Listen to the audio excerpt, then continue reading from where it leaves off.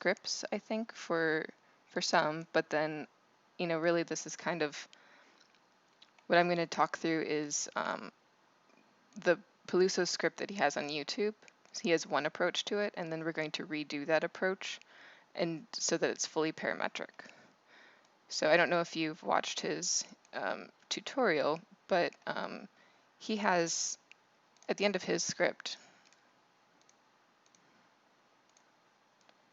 okay, turn this off, and I still have my other thing on, okay. All right, so at the end of his script, he has this, it's a polar array of 3 different shells, okay, and if you are to change the number of, so say this is based on a triangle, okay, this is what's controlling it, right, and there are 3 points, 1, 2, 3. If you change that, it doesn't follow it, and we'll talk about why it doesn't follow it, why it's not fully parametric, right, because a fully parametric shell structure that we're going to try to achieve this week would be something that you can change the number of sides, and it will ideally morph to that. So we're going to turn these off, turn this on, okay, and so this one is the same, it's the same logic, but we're able to create a number of different arrays, right? It doesn't have to just be the 3, it can be 6 or 16 or whatever, okay. So we're going to talk through that, the difference between scripting like this and scripting, scripting 1, and then scripting version number 2, okay. And then also we're going to, there we go. We're going to walk through the difference between the grasshopper and the Rhino modeling. So first we'll model it in Rhino.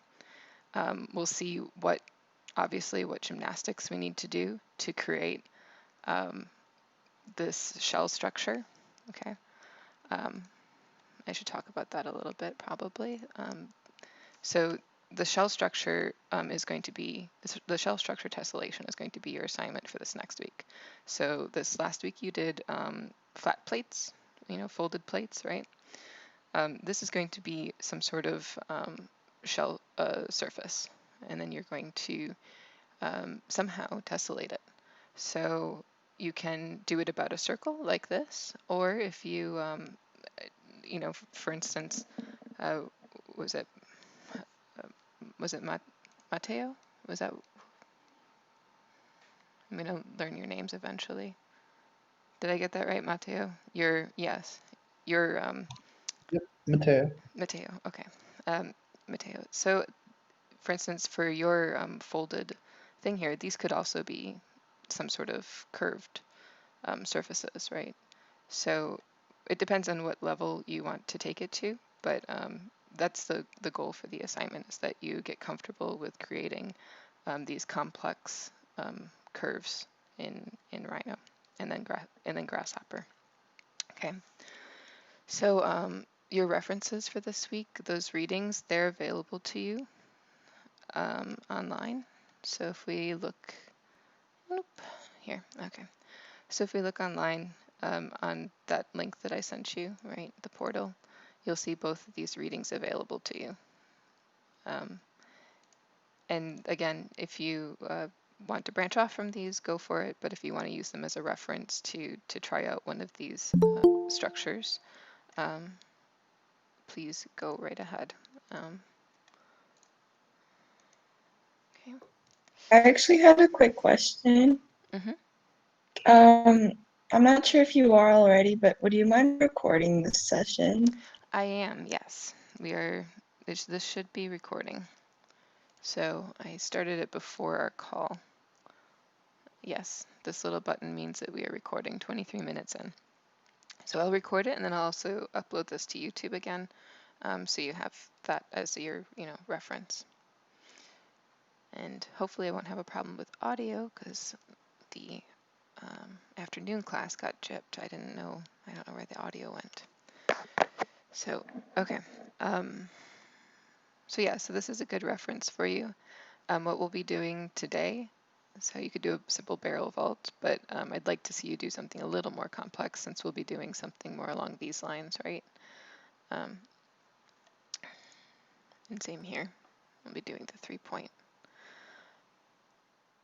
But yeah, you can see how you can start to get a little Frank Gehry-ish, right? And start to create these wild, whatever, crumpled pieces of can. And then these later ones, you know, we'll actually be getting into how to control, I think it's week 4, we'll be doing these shark gills is what we call them, where you pull up one side of the arc and you can control that parametrically, a little bit like Mateo's script where there's some sort of weighted point or, you know, a control line that is controlling how high those will adjust. But we'll get to that eventually. We're not going to do that this week.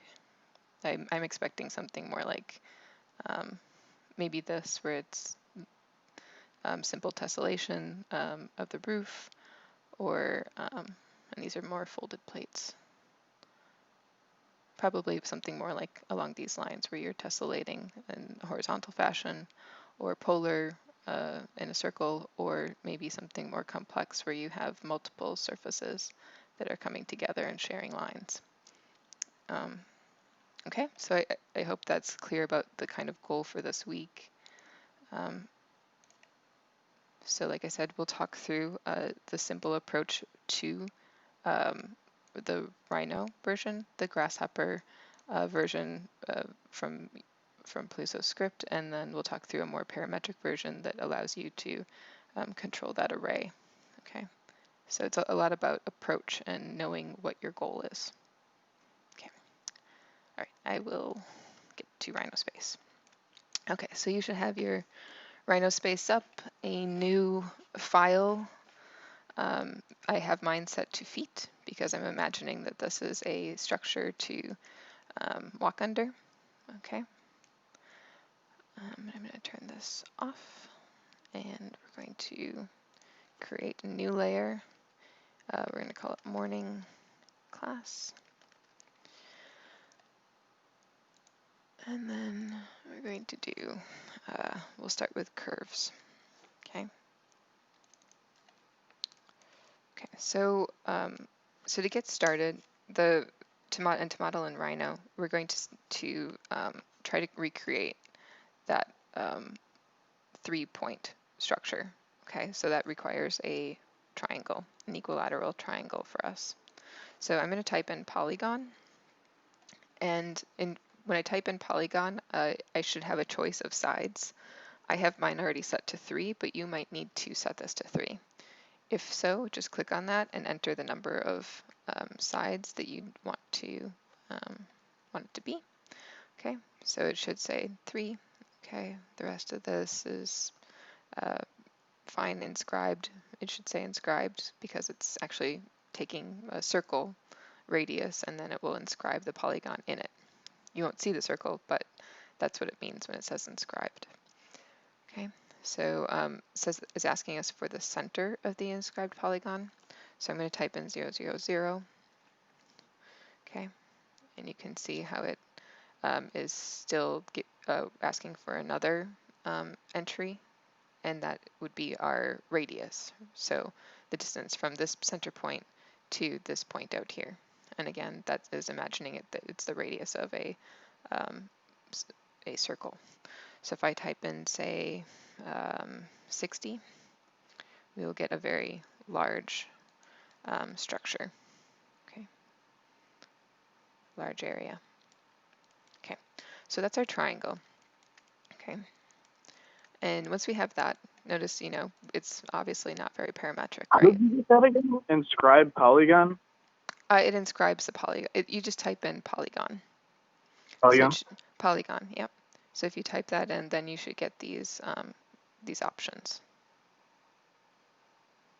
Okay. And the mode will be inscribed.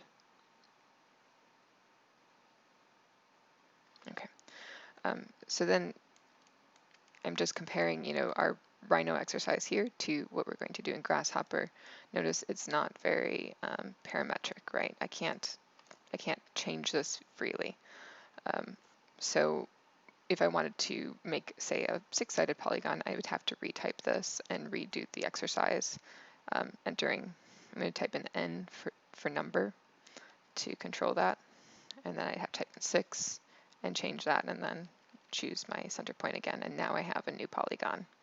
Versus what I just showed you in Grasshopper is that I had the ability to quickly change the number of sides, and the scale and everything, versus being locked into this. So I'm sure you know the benefits of Grasshopper. I'm just reiterating. Okay, so now that we have our little base, what we need is and let's take a look at what I have here. So you can see how I have a center point, because what I want are actually these curves. Okay, those curves and this edge curve are what are going to give me my complex surface. Okay, so in order to get that, I need vertical lines within my polygon space. So I'm going to type in line, and notice that in my options I can choose vertical. So I can click on this, or I can simply type in V, enter, and that will make it a vertical line. Okay, so if I do the start of the line at 0, 0, 0, this will only work in the z-axis. Okay, you can see that here. So it's a nice little trick when you just need a vertical line at a specific point. Okay, so I'm going to say the end of the line is at 30. Okay, click enter, and then I have a vertical line at the very centroid of my polygon. Okay. All right, so then the other thing we need is we need some sort of arc, right? That's what we want to create. We need an arc from this point to this point. So to get that, we're going to draw a line from this point to this point. Okay, so these are construction lines. What we're drawing right now, this line and this new line, okay, type in line. These are construction lines. These are just lines to guide us and aid us in the modeling of whatever it is we're trying to model. Okay. I try to usually keep these on a separate layer. However, for now, this is a pretty simple exercise, so I'm just going to have curves and surfaces. But as you get to more complex models, it might be beneficial to have a designated layer for all of your construction lines, or sometimes I just call it line work. And that way I can turn it on and off and use them as I need. Okay, so we have these two construction lines, and what we need is another vertical line here to attach our arc to, because our arc needs an endpoint. It needs 2 endpoints, right? Start, a finish, and then some middle point to control its z-axis. So I'm going to create another line, type in V, and then I'm going to choose the midpoint, right? And remember, I have my O snap on. My O snap helps me to find that midpoint really quickly. Okay, so if I don't have that on, it would just tell me near, which would be fine for what we're doing. But if I wanted to be super exact and wanted it to be at the exact center, then I would want my midpoint on. Okay, so I have already clicked V, so this should go vertically. Great. And then I'm going to say that this is, let's say 25. Okay. Right, so I have 2 vertical lines and I have my endpoint. So from this, I can type in arc, or I can choose arc from my menu over here. You would want this option. It's a 3-point arc. And with that, I will have the option for the start of the arc here, the end of the arc, which will be here, and then the point on the arc, which would be the end of this. Okay. So again, that is available to you in your little buttons over here, so toggles, or I can type in arc, and then it will ask me for the center of the arc, so I need to choose start point, and then it will give me the same option as the second button. Okay. So start point, end point, and then your middle.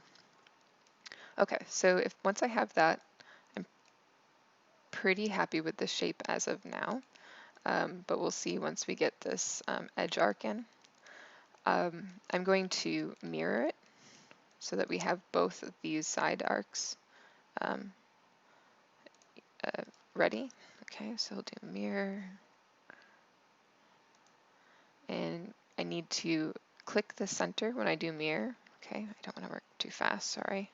Okay, so mirror, select objects to mirror, that would be this arc. Okay, enter. Start of mirror plane will be the center point. And then I'm going to select what should be the mirror point, the mirror plane of this, right? There's a imaginary plane running between this point and the midpoint of this line. So if I just click on this point, it should mirror about that axis. Okay, you can see that here. So if I select these two, I have the start of my shell surface. Okay, the only other thing we need, if we look at this, is this edge, right?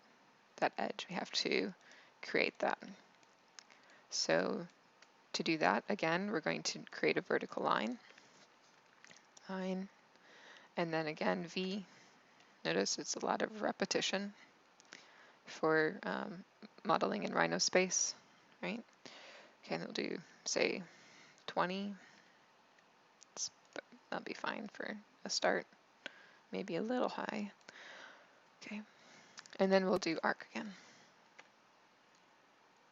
Start point here, end point here, and then up.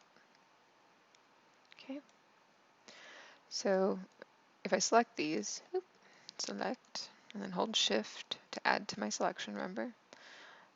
So if I select them, I can see that I have the nice edges of my surface. Okay, but again, this isn't very malleable, right? I can't just change these too easily. I can select this and say, if I select it, I should see a control point. And if I select that control point, I can move this Z direction up and down with my gumball. So in a way, there is some control over the shape after these lines are drawn, but not in the same way, of course, as Grasshopper. So if I select these and then I type in network surface, network surf. Okay, I type enter.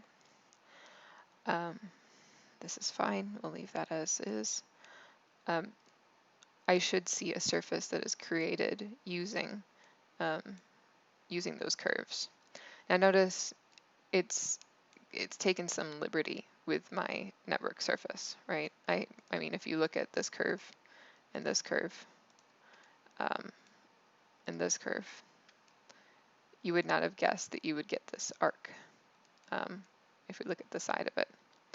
And that's because what Rhino's doing is it's taking some approximation of that geometry. So it's taking your arc and it's trying to transpose these edge arcs using a kind of XY system, we'll call it. But this, how do I explain it? It's a kind of warp and weft. There's a certain directionality that it's trying to approximate. And so you have to, if you're modeling in Rhino space, you have to work with these curves to get the approximate geometry that you want. We could also do a sweep that might be a little more accurate, but it might get a little funky for corners. So one thing we can do, if this is too high, we could try to move this down. So again, I can select my curve. I can select the control point that is the Z height for this, and I can approximate a certain height that I think that it's going to be happier with me. Okay. So I can select this, and I'm just going to move it over like 30 feet. Oop. maybe 100 feet. There we go. Okay. All right, and then I have to try it again, right? Rhino space. I have to click on these things, type in network surface again. Okay, and now it's a little bit better, but you can see how this bottom point is maybe a little bit too low, and that's why we're getting this bulb up top. So I have to click on this and do 200 now. Okay, so this, I'm just showing the iterations. So the type of iteration you would have to do in Rhino space to get an appropriate poly surface or surface that you want to use as your geometry, or to find, if you're doing form finding. This can be a pretty slow and agonizing process. So for instance, here we're going to click on this, and then I can click on the top point of this, and in doing that, that is now a control point. In Rhino 6, they've made this available to us. If you're in Rhino 5, you'd actually have to select this and type in points on. But Rhino 6 is very nice to us, and they allow us to already have these points available, the control points available. So I can select on this, and then I can just move this up, say 5 feet. Okay. And now my center line is 5 feet longer. Okay. But then, right, if we do that, then we have to adjust this. We have to go back and redo our arc, right? I have to take my arc. I can do both of them at the same time, or I can redraw them. But for instance, if I select both, I can type in join, and then I can do points on. So join points on, and then I can move that up 5 as well. So I could move it up to the end point, or I can type it in. But either way, I'm adjusting that center point. Okay, and now actually a good thing to note is that once I've joined this, if I try to select this outer edge and then do network surface again, it won't work because this is now a polyline. These two segments have been made one, and it does not understand what I'm trying to do. So what I need to do is I have to select that, type in explode, and then I'm back to my multiple segments that it can understand, or its base for approximating the surface. Okay, so I do network surface again, and now we have it's a much cleaner shell, right? It looks less humpbackish. Right? Instead, we have a nice curve. Okay, and then, right, that's just to get the one surface shell. Now, if we do type in polar array, array polar. Array polar will allow us to copy this about an axis, right? So the axis is going to be about the center point, which is here. Okay, we click on that, and then it asks us the number of items. Again, it is 3, but again, it's manual entry, so this is not very malleable. And then angle to fill is 360. That's fine. You just press enter, and then enter. And we should have a fully formed 3 surfaces.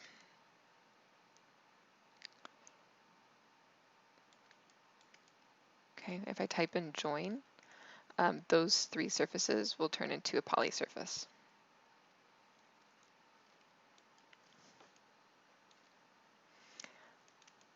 And now say we want to change it again. Well, now we have to go through all those steps one more time. So I just wanted to go through that to show the iterative process that's required in Rhino, and then the benefits, of course, of Grasshopper, at least for form finding. I always think that if in Rhino space, if I know what I'm going to model, it's perfectly fine, and I don't need parametricism for that. But if it's going to be something that is experimental, or I guess experimental, more creative, or sometimes even like a kind of wall tessellation, right? If I'm trying to figure out this, again, it's more of a creative outlet, but you're trying to find something, then the parametricism of Grasshopper is definitely beneficial. so I try to also instill that like Grasshopper is great. It's very useful for these parametric things. If I'm trying to find the exact right shape, you know, for this, I don't want to do this 50 times. I can just quickly move sliders in Grasshopper. But and if I do know at least the size of my building, I'm just going to the size of the building, where the walls are, you know, that kind of thing. That's not parametric. At least it, the for the goal of construction documents, it's not parametric. This is like the first step where you're conceptually finding whatever it is you are going to make, right? And then later on, you should be able to model that in this surface space. Okay, I'm going to turn this off. Okay, and actually I'm going to try to do my layer management well for you guys. So I have my curves, I have my surfaces. I'm going to do select, SELCRV, select curve. And they are already on the curves layer. Good, I was good about that. And then turn that off. Nope. So that means my surfaces are all on that later, right? So I do select surface, and notice it only selected these two. That's because this is not a surface, right? This is a poly surface. We've joined them together, and now they're their own thing. So I can, since there's only one, I can hold shift and select that to add to my selection. Or I could do, you know, move these to the surface layer and then select poly surface. Okay, so I'm going to go over to my layer, change that to surfaces. Okay, great. And then I'll turn these both on, turn these both off, and actually I'm going to call this Rhino exercise. So what I'm going to do is I'm actually going to, these are sub layers, right? You need to see sub layer up here, this option. So I can create a new layer, and then I can pull these layers to be underneath a specific folder, or, you know, it's at least have some sort of organizational structure. So if I double click on my morning class, I am now in that folder, and then I can just turn off this. And that turns off all of the subfolders for that. It's kind of nice if you are, you know, you want to work on one idea and then you are changing gears and you want to work on another. Okay, so if you haven't already, now that we are 30 minutes in the class, we're going to do Control S. Okay, or you might want to do Save As. Okay, and then we'll get started with our Grasshopper version of the similar exercise. Okay, so let me move this down here. Okay, notice I select everything, so I'm just rearranging the space so that I have more space to work, because we're going to work through this script, so I want to have space to work. So I can select the canvas, select all, and then it just shifts together, moves together. Okay. All right. So are there any questions on the Rhino exercise, or were you all able to keep up?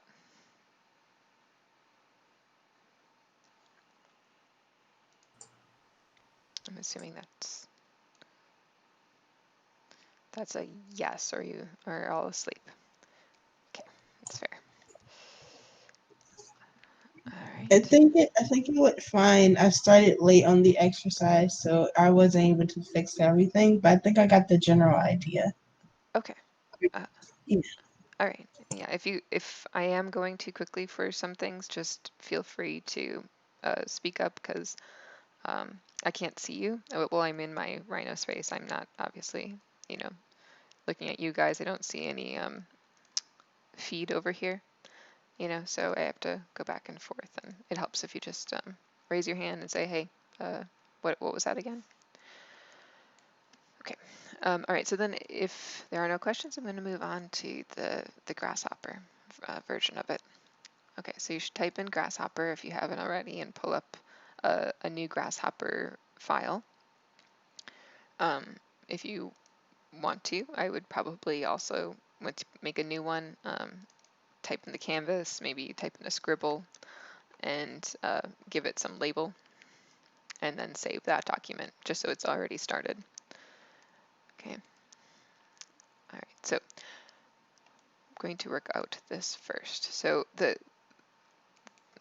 the Grasshopper version of this is actually not too wildly different, right? The way that Peluso approaches it in his Grasshopper version is pretty similar to what we just did, where we're using a lot of construction lines to achieve a certain curvature, and then we're using that curvature to create a surface. Okay, so and we'll talk about the difference, of course, between this one and the next script, but for this one, we're starting out with a triangle, and we are going to be stuck with a triangle, and you'll see why. It's because of the things that we reference within the script and the way we set it up that limits us and our capabilities of using that as another parameter to control. Okay, so here we're going to start out with the triangle. So it's the same command as the Rhino space where it's polygon. Okay, type in polygon, you double click the canvas, type in polygon, or you can go up to your, I think, curves over here.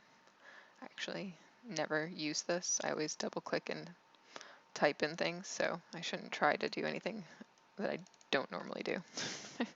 I'm usually more of a command person, I guess.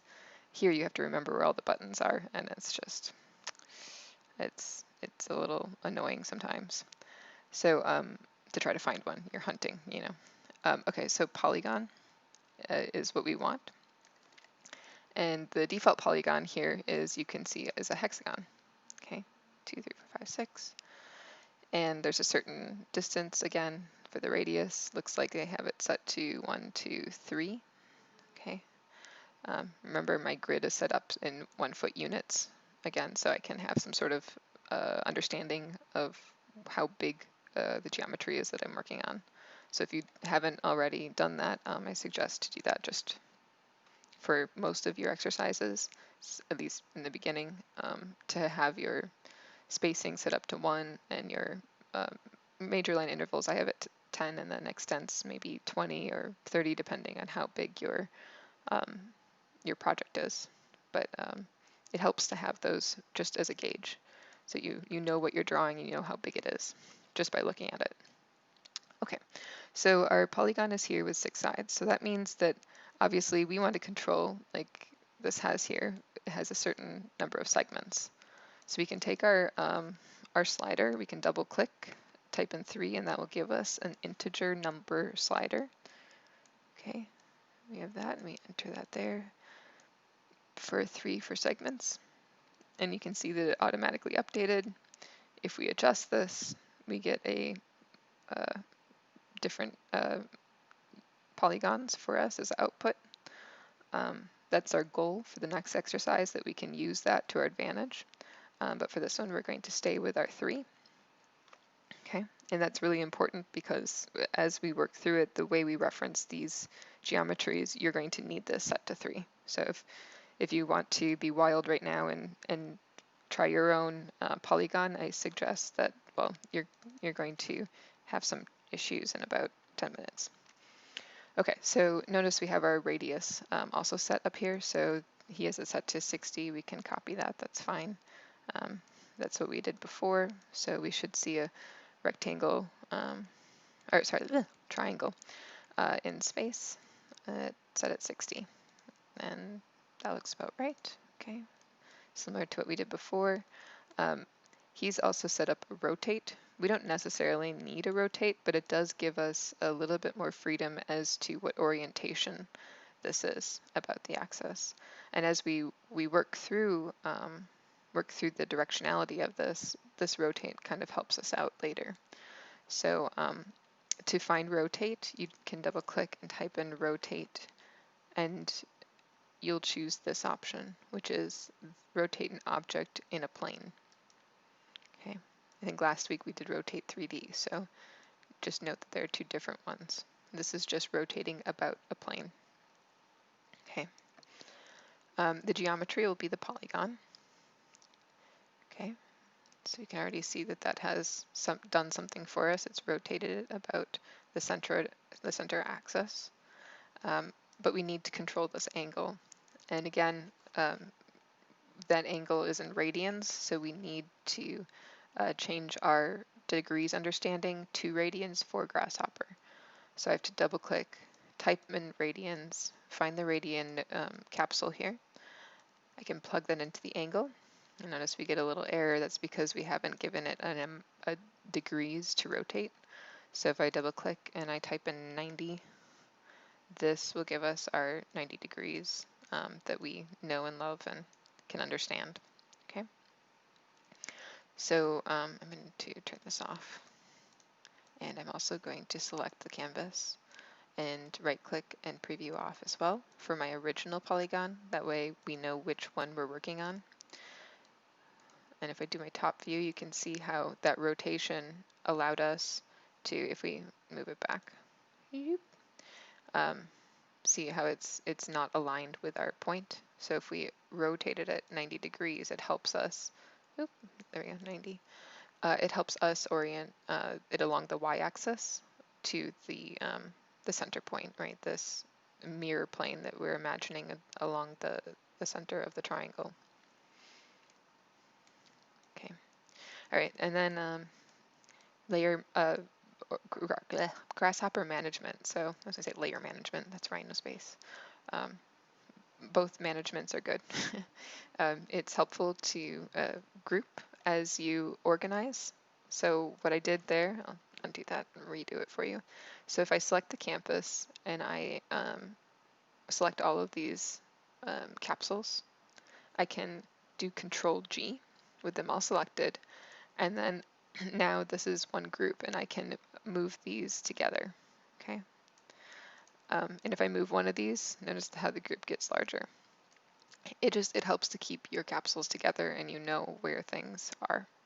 And as I saw some of your scripts, I mean, there's a lot going on. And once you start to get a lot of wires and capsules and all these things, it is really helpful to have these tiny little labels and a little bit of organization just for your future self and for anyone else who's going to pick up your script. They'll be very grateful to you. Okay, so then he's also got a label here, so we will learn how to add to a group now. You can double click, do scribble, and then type in your triangle. Okay. And then to add this to a group, I need to select it. Okay. And then I have to right click on the group and select add to group. And that will expand my group to include that. And then now if I move him, they will all stay together. Okay. All right. So the next step for this is to, we're going to have to find points along this curve. So in order to do that, we're actually going to divide that curve to a certain number of points. So if I double click and I type in divide curve, this is going to take our geometry, so this rotated triangle, and input that into the curve, and now it will divide it for us. It will add a certain number of points along it with a starting point. Okay. And obviously we can't see where that starting point is right now, but if remember we used point list to help us visualize this before, so we're going to use that again, where we have point list and you input the points into there, and notice they're very tiny, so again we have to adjust the scale. You could enter a new number in, so like say a range of like 5 to 10, or maybe actually, yeah, we're going to create a number slider for this anyway, so we'll use that one. So the count needs to be 6, which we're going to insert into our count, right? So we need a point here, point here, point here, and then ones at midpoints. That's what we required before. And then we're going to also include that into the size, and that should make our points nice and large for us to see. Okay. All right, so now we can see that this is the start point, and then 1, 0, 1, 2, 3, 4, 5. Okay. All right, so we're going to group those together. And in grouping them together, now I still didn't do my title, right? I should do my title, do divide, triangle. Okay. And then you select that, right click your group, add to group, and now you have your next part. So notice if I change that, my size is changing not just, or it's changing not just the size of the points, but also the number of points on the curve. So it's good that we know that this is going to not move, because we wouldn't want to adjust both. Usually parametrically, I would want a different number slider, but it just so happens that this size works for us, so we can keep it at 6 for both of these things.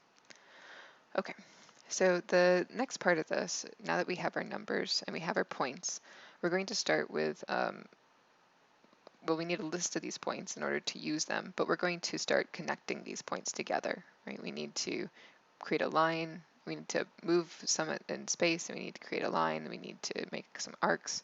So we'll need a list of points for that.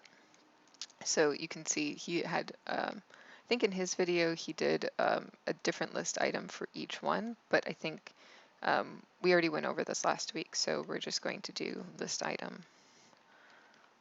And then use the little magic parameter or the magic output additions, right? If you zoom in, you can click 1, 2, 3, 4, and 5.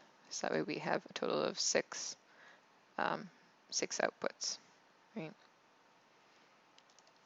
Okay. So and that takes our divide curve, that takes our point list, and it now gives us control of outputting each one of these points as a separate entity. Okay. All right, so I'm going to be good, and I'm going to make my scribble, and I'm not usually, I just did the other script last night and was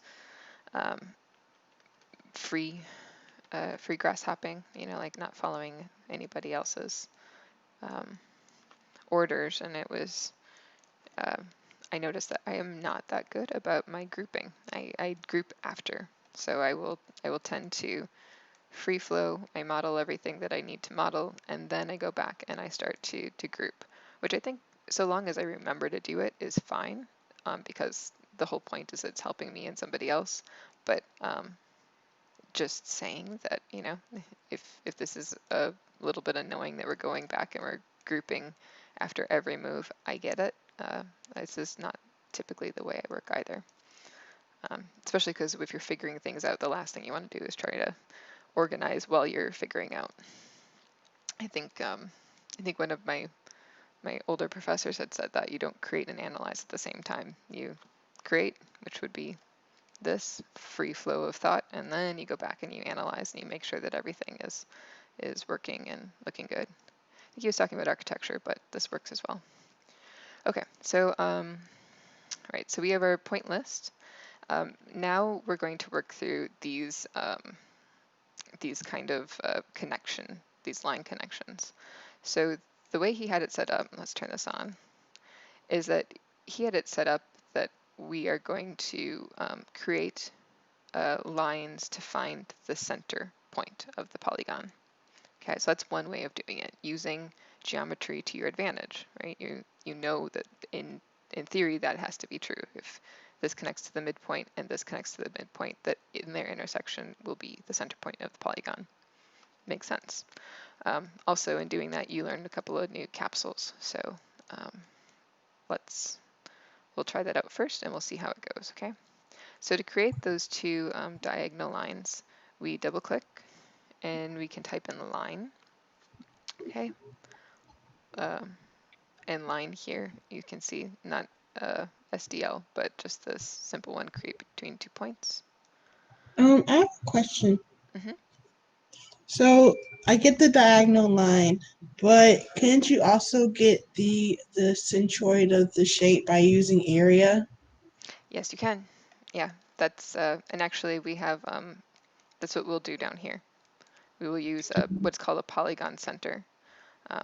So yes, very good. That's kind of what I was getting at, is that this is one way of doing it, but it's I think it'll prove a little bit more efficient to have to choose that one capsule that kind of already does that for you.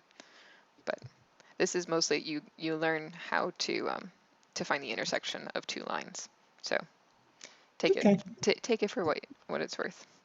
Okay, so but yes, very good. You can use the area and you can find out the centroid that way. Okay, so we have the line here. So we need a start point and an end point. So the way he had set it up was he had from point 1 to 4. Okay, so we're going to, I know he has it set up in a particular way. So yes, 1 to 4, which would be 1, not I is 0 to 4. Okay, and then we can copy, paste, so Control C, Control V, and then we can input 2 and 5. Okay, so with those two lines, then we find the intersection. And the intersection is quite literally you type in intersection and you line to line intersection. Oh, wait. I think we have to go up to intersection mathematical. This is one of those I don't find in my, yeah. I wonder why it doesn't work like that. Line. There we go. Okay, you have to type in line. See, it doesn't, I wouldn't think to do that. I would type in intersection. Okay, so, but you can also go up to mathematical, go to line, and this will also give you the same capsule. Okay, so what that does is it's going to find the intersection for us. It should really be line to line intersection, but okay. So if we insert line 1, line 2, then we have our center point to start things off. Okay, and control that center height. Okay, so I'm going to scribble, find intersection, or maybe find center point. Okay, group together, Control G, and I'm gonna move this down so we have some space. Okay, so once we find the center point, now we can move the center point up in space. So we need a vertical line to start from this point and have some control over the height of that vertical line. Okay, so we can type in line again to create that, but this time we're actually going to choose line SDL, which is the start, tangent, and length option for your line. And what that does is it automatically sets your direction to Z. So it's already a vertical line for you. So I should be able to do point A, and it's so tiny, you can't see it. It's because the default length, I think, is 1, yes. So to change that, we'll just enter a new number slider. So double click, put in our number slider, we'll say 30. That's what we started out with before. And now we have a nice vertical line. Okay, then we can change the height of parametrically. Nice, okay. And then the other thing we'll need before we finish this little script is we're going to need that endpoint. That's the whole reason for this line. We actually don't really want the line, right? We want the endpoint. So I'm going to double click and type in endpoint and choose this, extract the endpoints of a curve. Okay. And there we are. We have our start point and our endpoint. Okay. So we can group this. Scribble. Okay. Scribble, and we'll do vertical line and then center. Okay, and that way we are organized and know what things are. Notice my other script, I went back and I had fun with colors. You can create whatever color patterning you want. A simple way to do that is you right click on your group, you go to color, and then you should be able to adjust whatever color it is you want over here. Okay, so if I'm going too slow and you're slightly bored, that might be something to do. or if you just like colors, because I usually just like colors. Okay, and then the other thing we're going to need is we're going to need a point along, we're going to need a point at 5, because what he does in his script is he actually uses this center point as a point, the center point of the arc. So he starts at 2, and then he goes to 5, right, a vertical point at 5, and then chooses this point as the center point of his 3-point arc. Okay, we'll see in a second why that is a little funky, but it is a good exercise, I think, to learn what exactly is happening when we start to create all these construction lines and use them. Sometimes it's to our benefit, and sometimes to our detriment.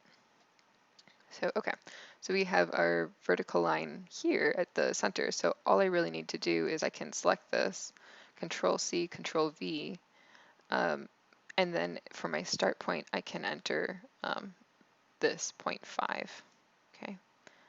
So I can bring that 5 down and just replace it without holding anything. If I hold Shift and do that, I'm going to get 2 points in the same capsule, which is not what I want. Okay, so what I really want is just to create another point here at the end. Another thing we can do is we can actually take our number slider value here and replace it for our length. So we have 1 control. That means these should both move at the same height as we adjust this. Okay. I'm going to delete that and then rename this. Double click and say 0.5. Okay. All right, so now that we have that, we have 1, 2, 3. We can do our 3-point arc. We can do that by double clicking. We do arc 3-point. Okay, maybe I did that too quick. So double click arc and then this 3-point. Okay, if you select that, you should see this with point A, B, C entry, just like our Rhino commands, right? We had a start point, an end point, and then some center point. So our start point is actually going to be 0.2. Okay, way over here. We have to go and select our 0.2. Pull that over, insert into A. And then we need our endpoint right here. So it'd be this vertical line, 0.5. We want that end point for point C. Okay, start point, end point. Now our center point is going to actually be this guy. So end goes into point B. And now we have the start of, we have our construction arc is what we're going to call it, because we're not done yet with it. And if we adjust our number slider, we can control that height. Okay.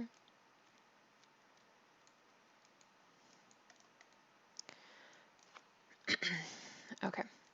And now what we want to do actually is we want to trim this end piece off. Okay, so we've used this as our center point, but the arc is actually, it should end at what we use as our center point. So to do that, we need to find a point along the curve here. And that's a simple capsule called evaluate curve. Okay, an evaluate curve is going to take whatever curve input that we bring into that, and it's going to find a point along the curve as we adjust the parameter. So notice it's still angry at us, right? The little error doesn't have information, so it needs to know where along the curve we want this. If I type in a floating point integer option, so if I type in 0.5, okay, so 0.5 is actually going to create a number slider from 0 to 1, okay. And if I input that into here, you'll see that it doesn't go very far, right? Our 0 to 1. That's because it is put 0.5 and is 6 inches and 1 is a foot, right? So it doesn't really work for on its own. What we need to do is we actually have to reparameterize this curve so that this is 0 and this is 1. Okay, and that's just a matter of clicking on this input for curve. You right click and you choose reparameterize. Okay, and if I do that, now my point it's just going to readjust, it's going to reparameterize the count, the length of this. So this was before something probably like 60 or yeah, maybe 80 actually, since this is 60. But whatever length this was, it has now taken that and it's made it so that the Grasshopper understands it as this is being 0 and this being 1. So if I have 0.5, 0.5 is going to find the midpoint of that curve, which is really useful sometimes if you have a funky complex curvature and you need to find a specific point along that. So you know that that is the midpoint now. You don't have to guess or find another capsule. Evaluate curve, reparameterize, and then 0.5 will give you the midpoint. Okay.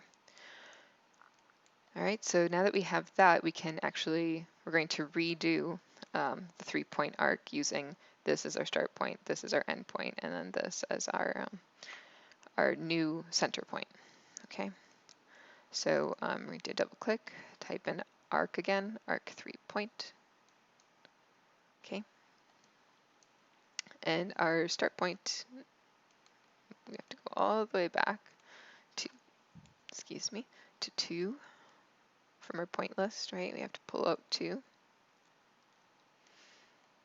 Bring that over, and there is our start point. Okay. So I'm holding it the entire time and then inputting. Okay, so start point and then end point is our center point. Actually, right, that's what we called it, was vertical line center.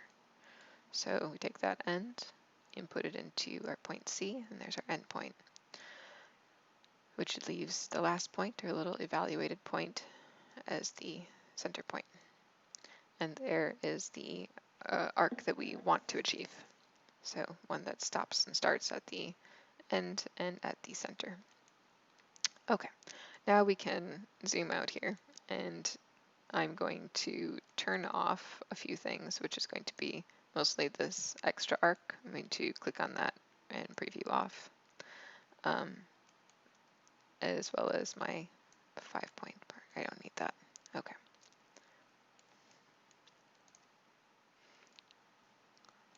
All right, how are we doing? Are you guys following? It's pretty clear. I'm good. You good? Okay. Can you go back to the last thing you just did? The arc 3-point This guy? and point C, where point C is. Yeah, sure. Okay. So I had 2, and that's a good point actually, because I have to pull my point A, which is here, point 2, all the way. I have to go back in my script and pull this point 2 over. Another option would be to create a point container. So I talked about containers last week as they just hold geometry. They don't really do anything. They just keep that geometry available.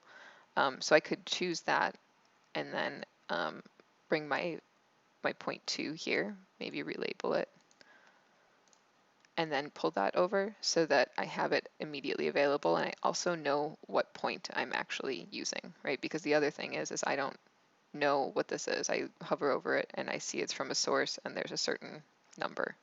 So point 2 is what we want to input, and that way I can see that my geometry is the exact same thing. It's just containing that part of the script that is way back, you know, a whole, you're going to imagine like a foot back.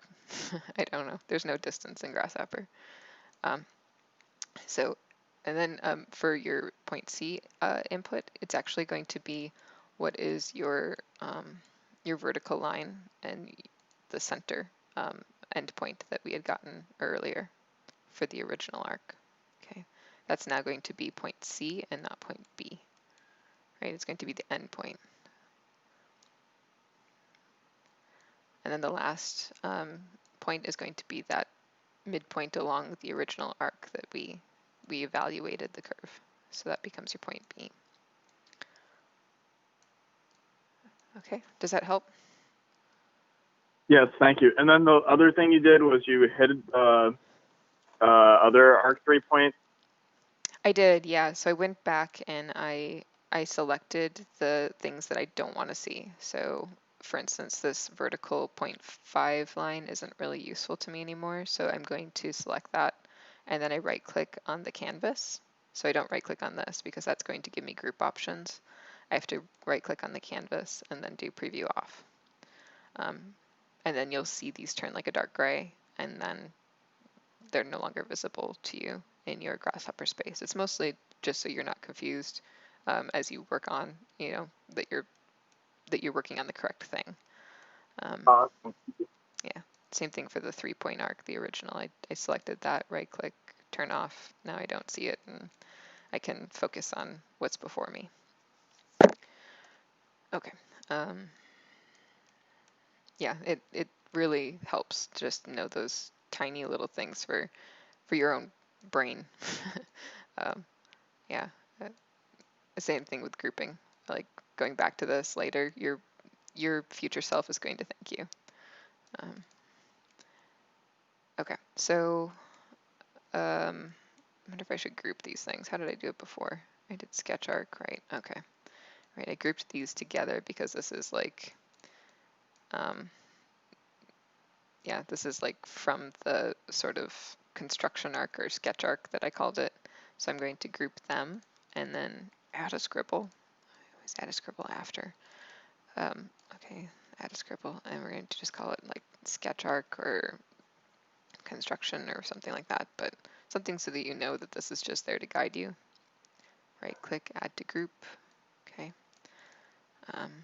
And now that's probably not necessary to look at either, the evaluate curve. Okay, so once we have that, we can take this arc and we can group it, and we can right click on the group and change it to a blob and make it stand out whatever color we want it to stand out, because this is going to be something we need to come back to. Once we create that surface, we're going to want to recall this arc. So we can actually right click on the group and call it edge arc 1 or something. Edge arc 1, okay. You can also add a scribble to it if you want, but these are kind of nice because it's a really quick right. You right click and it's only for like, the person reading it. You don't necessarily need to see that from here, but once you get down to it, then it'll become larger and you can read what exactly it is you're dealing with. Okay, so that's edge arc 1. And then we're going to need to mirror that because that's what we did before, right? We had to mirror but a certain axis. So we're going to take the mirror option, okay? And we're going to input our arc geometry. And nice, it already knows that we want to do it about the, what is the Y and Z plane. If it didn't automatically do that, we would actually want to input that information. So you would just double click on the canvas and type in YZ, and that will pull up a YZ plane for you. Okay. And then it for sure is going to mirror about that axis. Okay. All right. So then now that we have the second arc, we can actually group that one as well. Make it into a blob. Right click, change that color to whatever you want.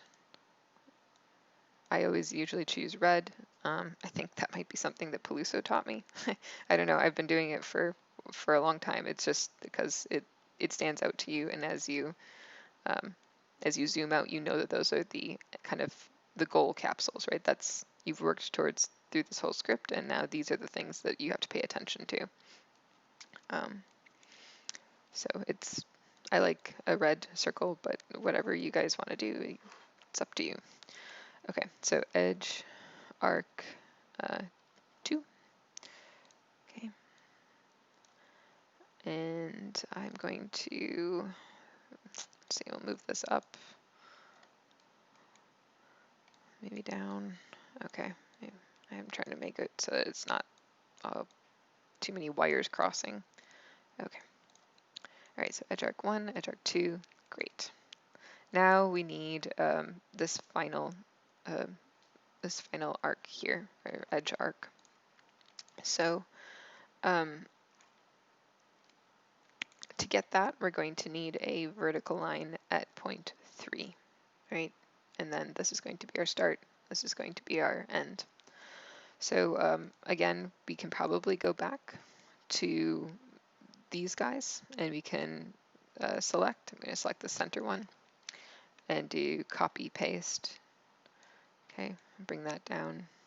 I'm going to relabel this edge. Maybe it's misleading for me to label these guys edge arcs. Oh, whatever. We'll get there when we get there. Okay. So a vertical line, and then we're going to do the edge, and then I'm going to need a new start point. And that new start point is going to be at point 3. Okay, so I have to go back and to my point list, right? And my point list is going to be point 3. Okay, and I pull that in, and now I have, start. There we go. And now I should have my my new vertical line here. Okay, I can probably bring this down a lot more since we learned from our Rhino exercise that that does not need to be that high. Okay, 10 feet, it's probably fine. Okay, and now we can do our final arc here for arc 3 point. Okay, so my start point for my arc is going to be point 2, and my end point is going to be point 4. So I'll go back to my point list, pull point 2 to point A, point 4 into point C, and points for this vertical line at 3 will be our center. And then we should have a nice arc for our edge arc, which I'm going to relabel because that is confusing.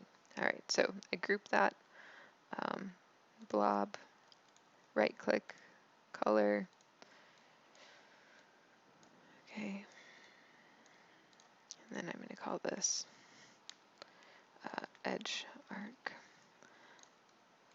and relabel these other two, and just call it arc 1 and arc 2.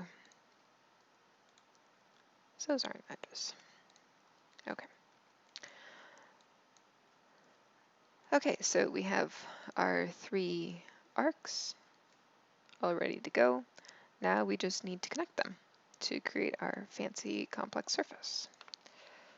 Okay, so I can double click, and I think it is network surface here is, oh, nope, I lied. It's not network surface. It's edge surface because we have specific edges that we are connecting. So we have to follow that, those inputs. So we have curve A, which is going to be this curve. Curve B, which is going to be this one. And curve C, which is going to be the edge. Okay.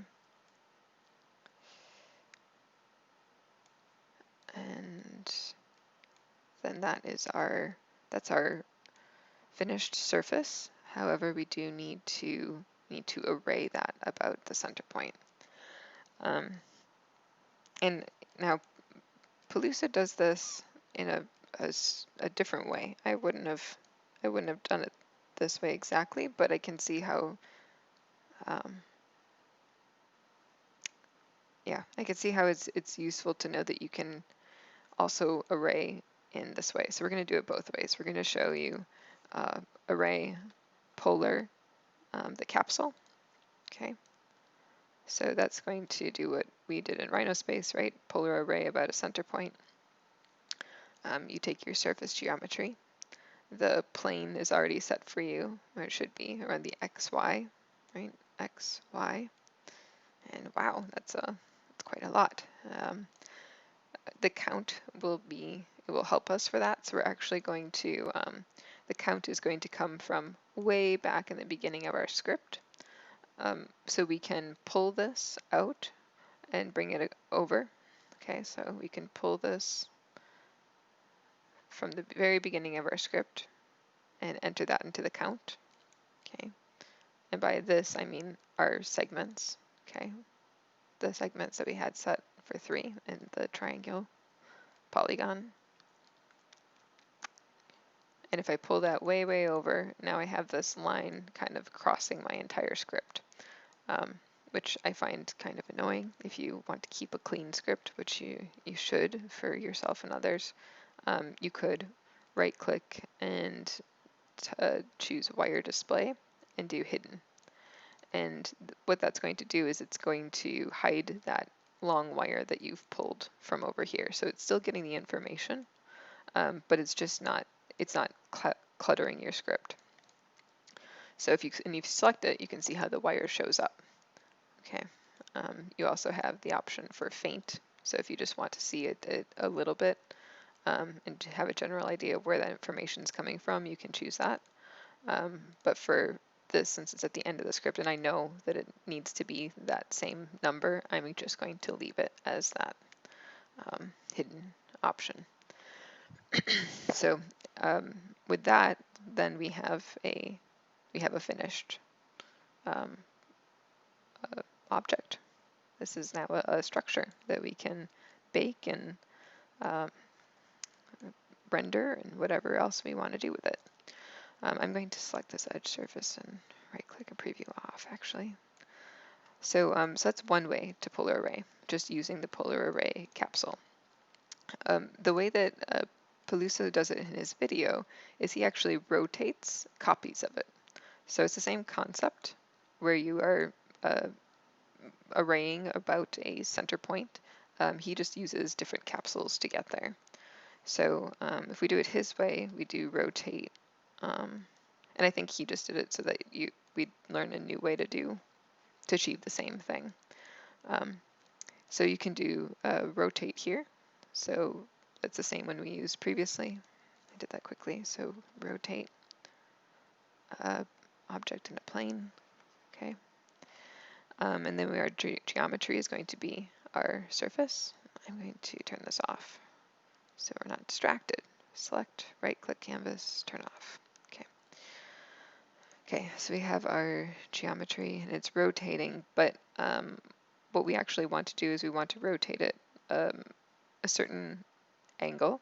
So it's 360 divided by 3, right? So we're going to do 120.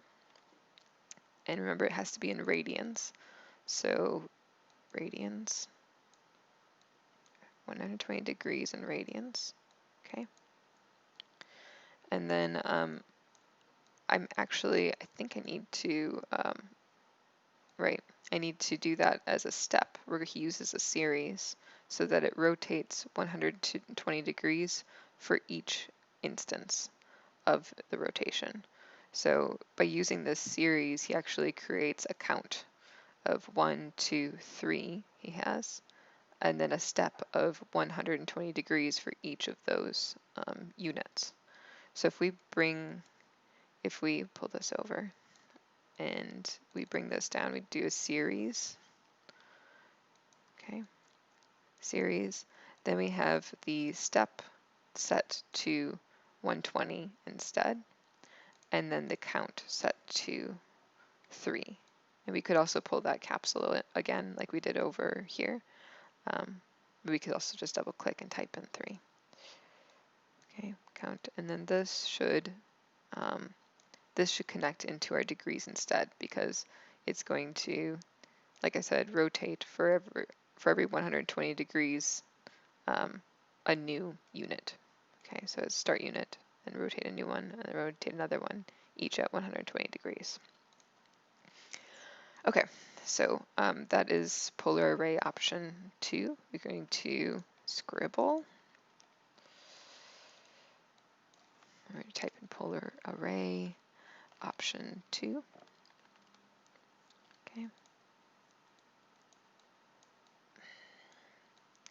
Okay, and then select everything, Control G for a group. Okay, and then for this one, we're going to also nope, add my scribble.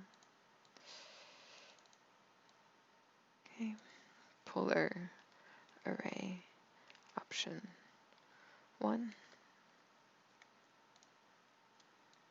Now go select both and Control G. Okay.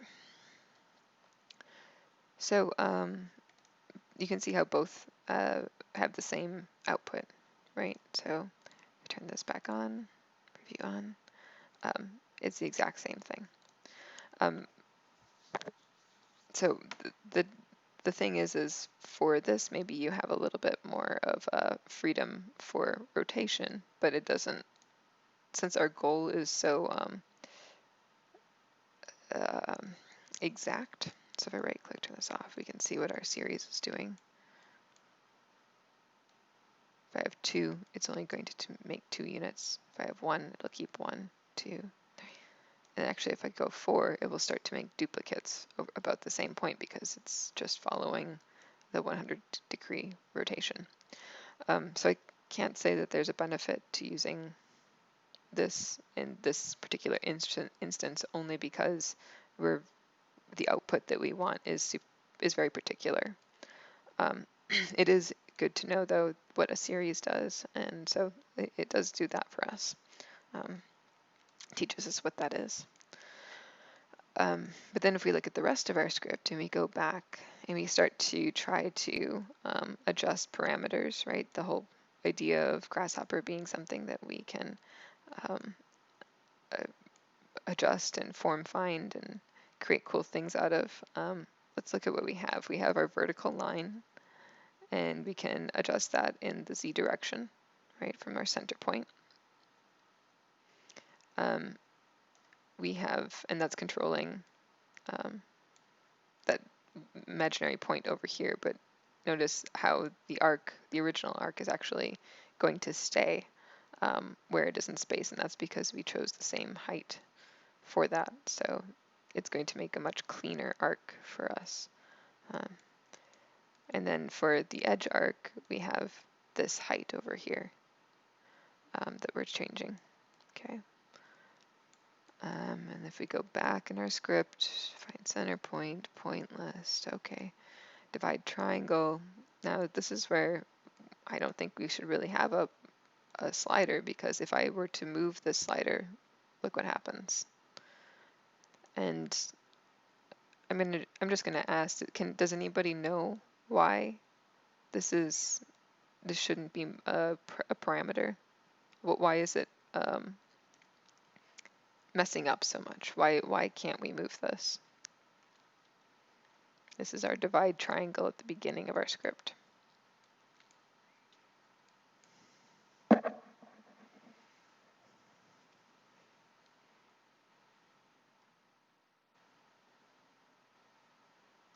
And if we look at the output, that kind of gives us some answer, right? Like, so we have the count set exactly at 6, and what that is giving us as an output is this list of points, and the list of points is in a certain sequence, right? We have it in a particular order for all of the following geometry to follow from these points, right? So if I have point 0 and point 1 and point 2 at exact precise locations for my later geometry, right? I need point 2 and point 5 to connect to each other, and point 4 and point 1 to connect to each other in order to find their intersection, in order to find the center point. That means if my point list changes, if this becomes longer, I've just added a new point, and now it's still going to try to connect point 2 and 5 and point 1 and 4, but now my intersection has moved not from the center point, but to you know, something that's completely off the center point. And then our vertical line that was controlling our arc is now shifted in space, and so it's trying to connect the start point of point 2 and the end point of that vertical line, and it starts to become a mess. This is something that should not be a number slider.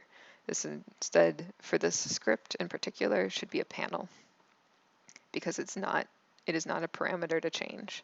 So if I double click and I type in 6, and I'm just going to delete the name off that. Okay, and I input this instead. Okay, and we can now bring this to where it belongs, which is the size. That can change. I don't care about that. That doesn't mess up my script. Now I know, as I'm moving through the script, that this is a stuck parameter. This is something that I should not touch. And that kind of goes, that's true for a lot of inputs. So when you do come across something that you don't want your future self or somebody else to go ahead and adjust, because you have it set up in such a way that all of these points are in reference to each other, or lines are in reference to each other, or there's reference geometry, which we'll get into in Rhino space in Grasshopper, you should put your number at least in some panel like this where it's not easily changed. And same thing goes for if it's a reference geometry or something that shouldn't be changed. If you can't put it in a panel, write a note, like right click on here and change the name so that, you know, do not change or something, so that you don't go back and mess up your whole thing. Okay, and then here, if we look at this as well, this should also not be a number slider, because remember how we used the YZ command to mirror this point?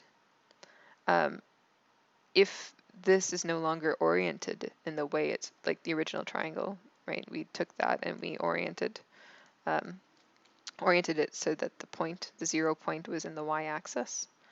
If I rotate this back, I mean, it looks cool, but notice my 0 point is no longer in that axis, which means the mirror of that curve that we did later in the script, so way over here, this guy is still going to try to mirror about the y-axis. See? So he's mirroring from here to here, but the 0 point is now shifted, so it's not going to work for us. It's not going to give us the output that we want. So again, this also probably shouldn't have been a number slider as well. So this would also want to be a panel.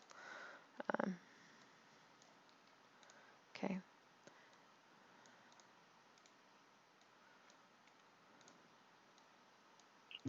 What is that on there again?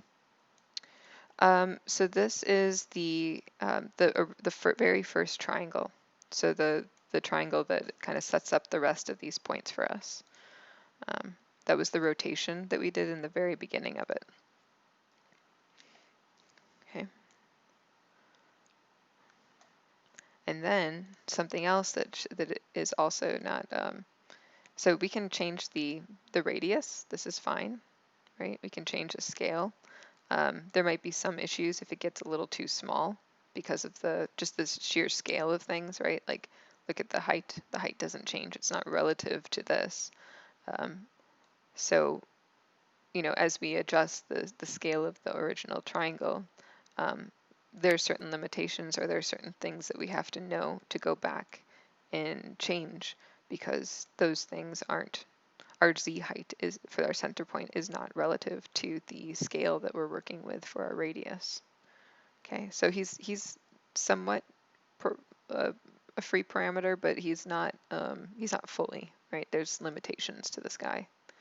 And then the last thing is this guy, right? So if I change this from 3 to 4, we have we have a very wild, cool shell thing, but it's not what we wanted.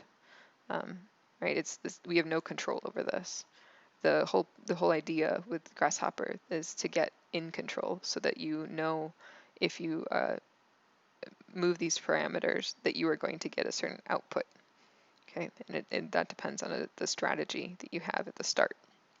Okay, so now the way that we've set it up with these crisscrossing points and our point list being so integrated with itself, I'm going to say, that means 2 and 5 shouldn't change, 1 and 4 shouldn't change, and the number of sides certainly cannot change. Okay, so I'm going to pause at that. It's 9:50. We have an hour left. I'm going to step away from my computer, get some water, and take like a 5-minute break. When we come back, we're going to take this approach and we're going to parameterize it so that everything works for us and that we can change the number of segments, we can change the scale, it should all work together. Okay, so we're going to save. I'm going to minimize. I'm going to save my Rhino script, even though I don't think I did much in there. And then let's say 9:50 right now, so let's say 9:55. We'll be back here and we'll start on that second part. Okay. Aaron, can I help? You usually, sorry, I didn't see this. I usually right click the input and define what it's asking for. Use the oh, I see. You enter it directly. That also works, but I typically put the panel there so that I know what it is quickly. I don't have to like go into the capsule and see what number it is.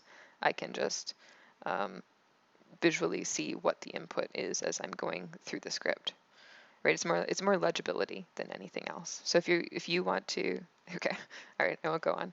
But if you want to do that and you're comfortable with it and you have a good memory, go for it. But I have like the worst memory, so that's why I always label. At least after I'm done with the script, I go back and try to help myself later. Okay, all right, I'll talk to you guys in about 5 minutes. And I also I added you as well. So I think that looks about right. Yep, okay, cool. So let's go back to our Rhino space. Okay. All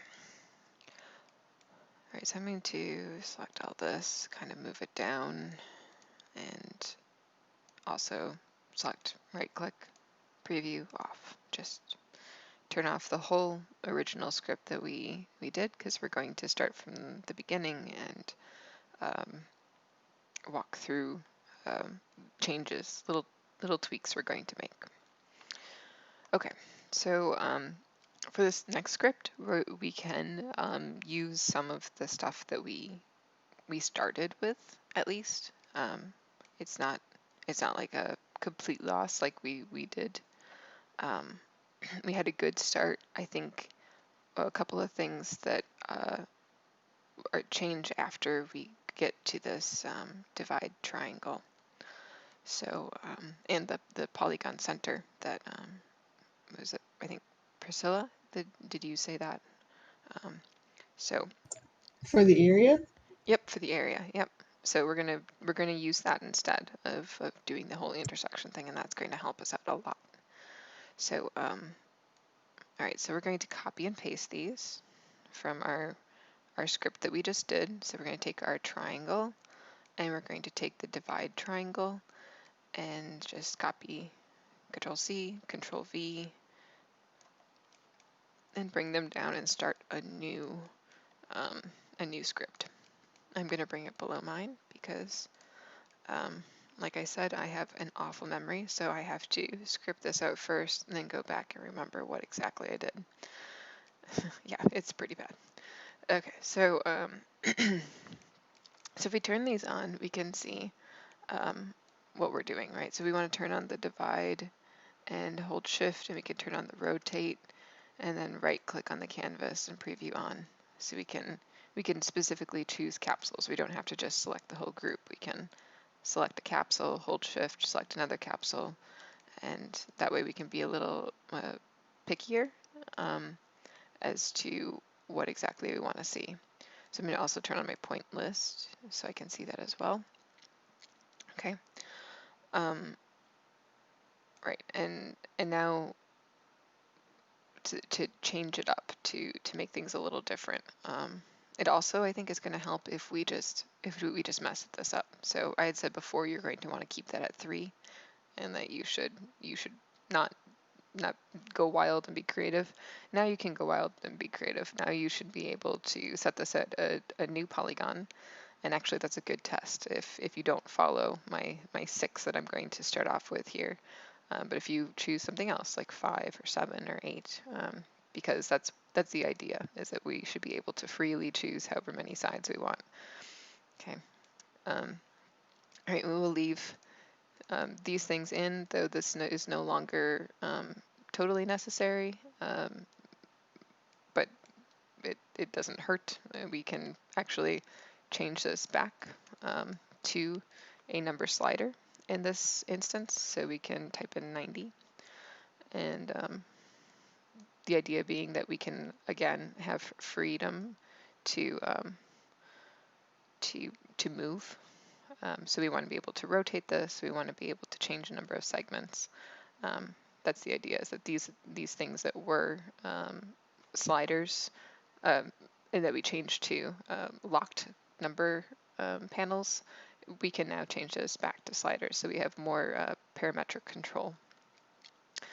Same thing for here too. So a difference for this script is going to be we are going to think about this in a mathematical term. Okay, we're going to try to figure out the relationships of things, so as to help us down the line.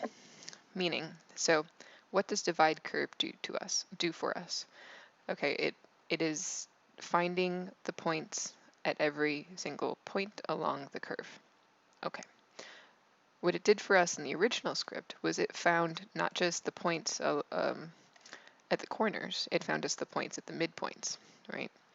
So the relationship of our divide curve output, what we want from that is actually double the number of segments in our first number slider, right? So if I change this, what I want from my divide curve is I want to see twice as many points as these segments. So what I need to do is I need to multiply, right, to get twice as many. I just need a multiplication capsule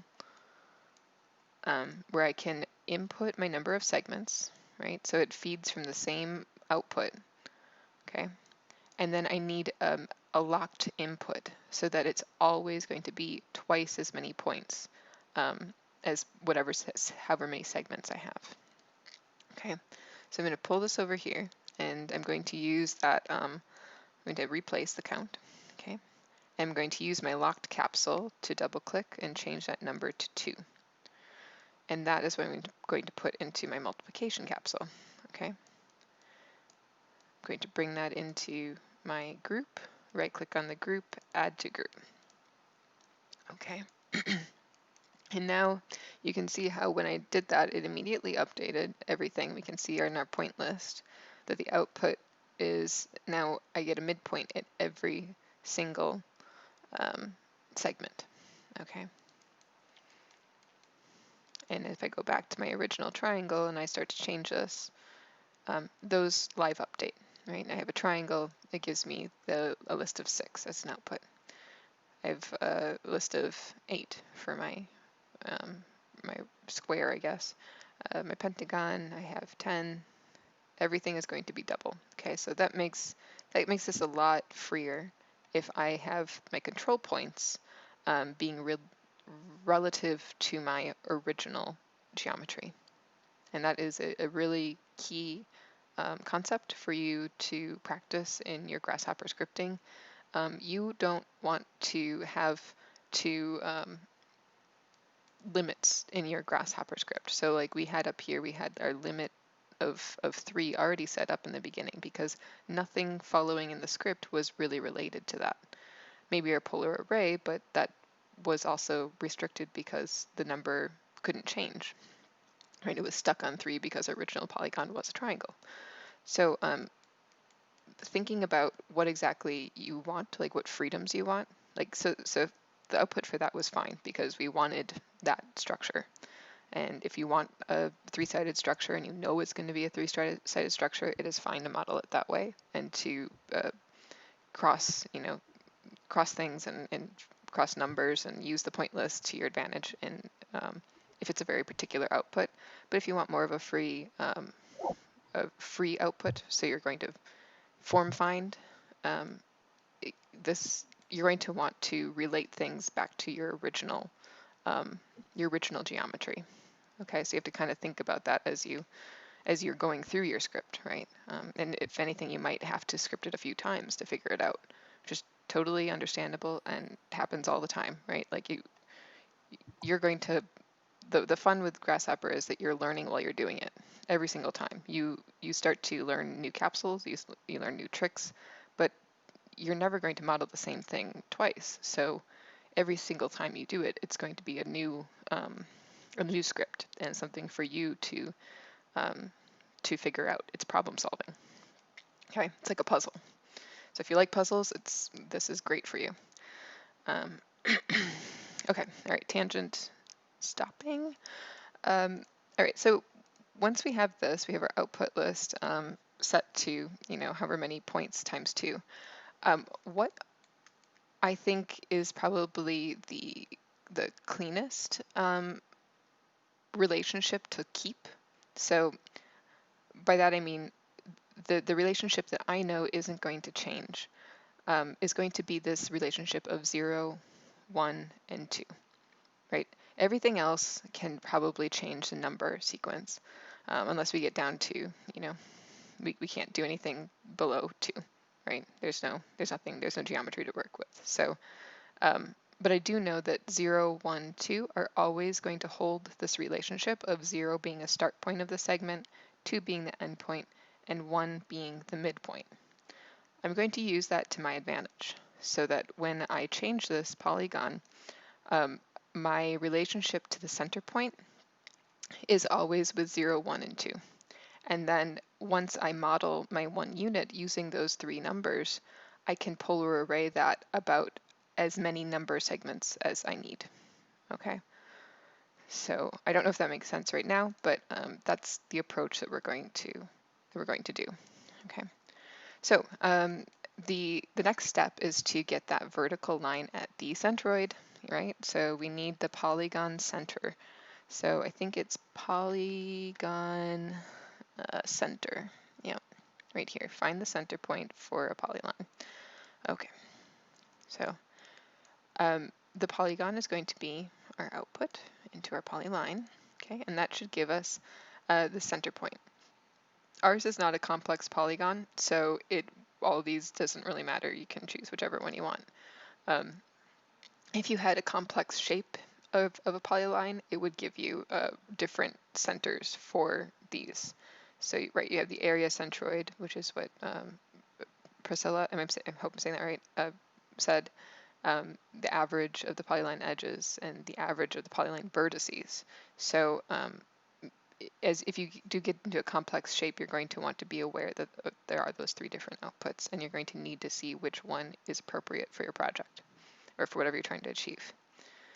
Okay, so I'm sorry, I noticed I keep saying and I keep clearing my throat, so I will try to not do those annoying things.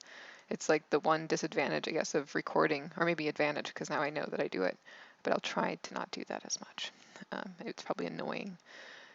Okay, so the polygon center is where we're going to start our vertical line. So I double click and I type in line, and I want that line SDL. We could also pull down our copy and paste from our previous script, but since it's way up there, we're just going to rescript it It's pretty quick, right? So we have our polygon center as our start. Okay, and we're going to say the vertices one. We could also do the area one. Either should work. So this is our tiny little line at the very center. And then our direction is already set to Z. It's great. And then we're going to choose some sort of length for that line. Okay. So Wait, so we put it in at A instead of V? I did, yeah. So it, like I said, our polygon is a perfect polygon. So there's no, like, this is actually taking a polyline. So what you can have is you can have a number of segments that can create what is not a perfect polygon, right? So this right here is all equilateral triangles and everything is perfect and even. And so our center output for each one of these.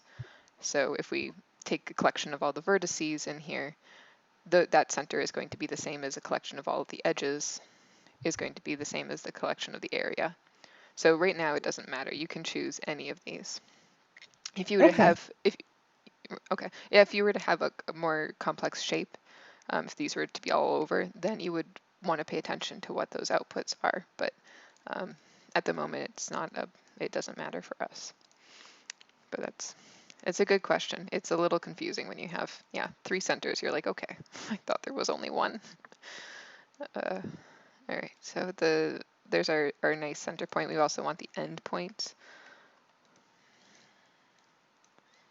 Okay. So there's our nice endpoint in our center. We can group him. You can scribble and then group. Scribble. We're gonna just say this is our center line. Our center point, because that's what the goal is. We use that point, not really the line.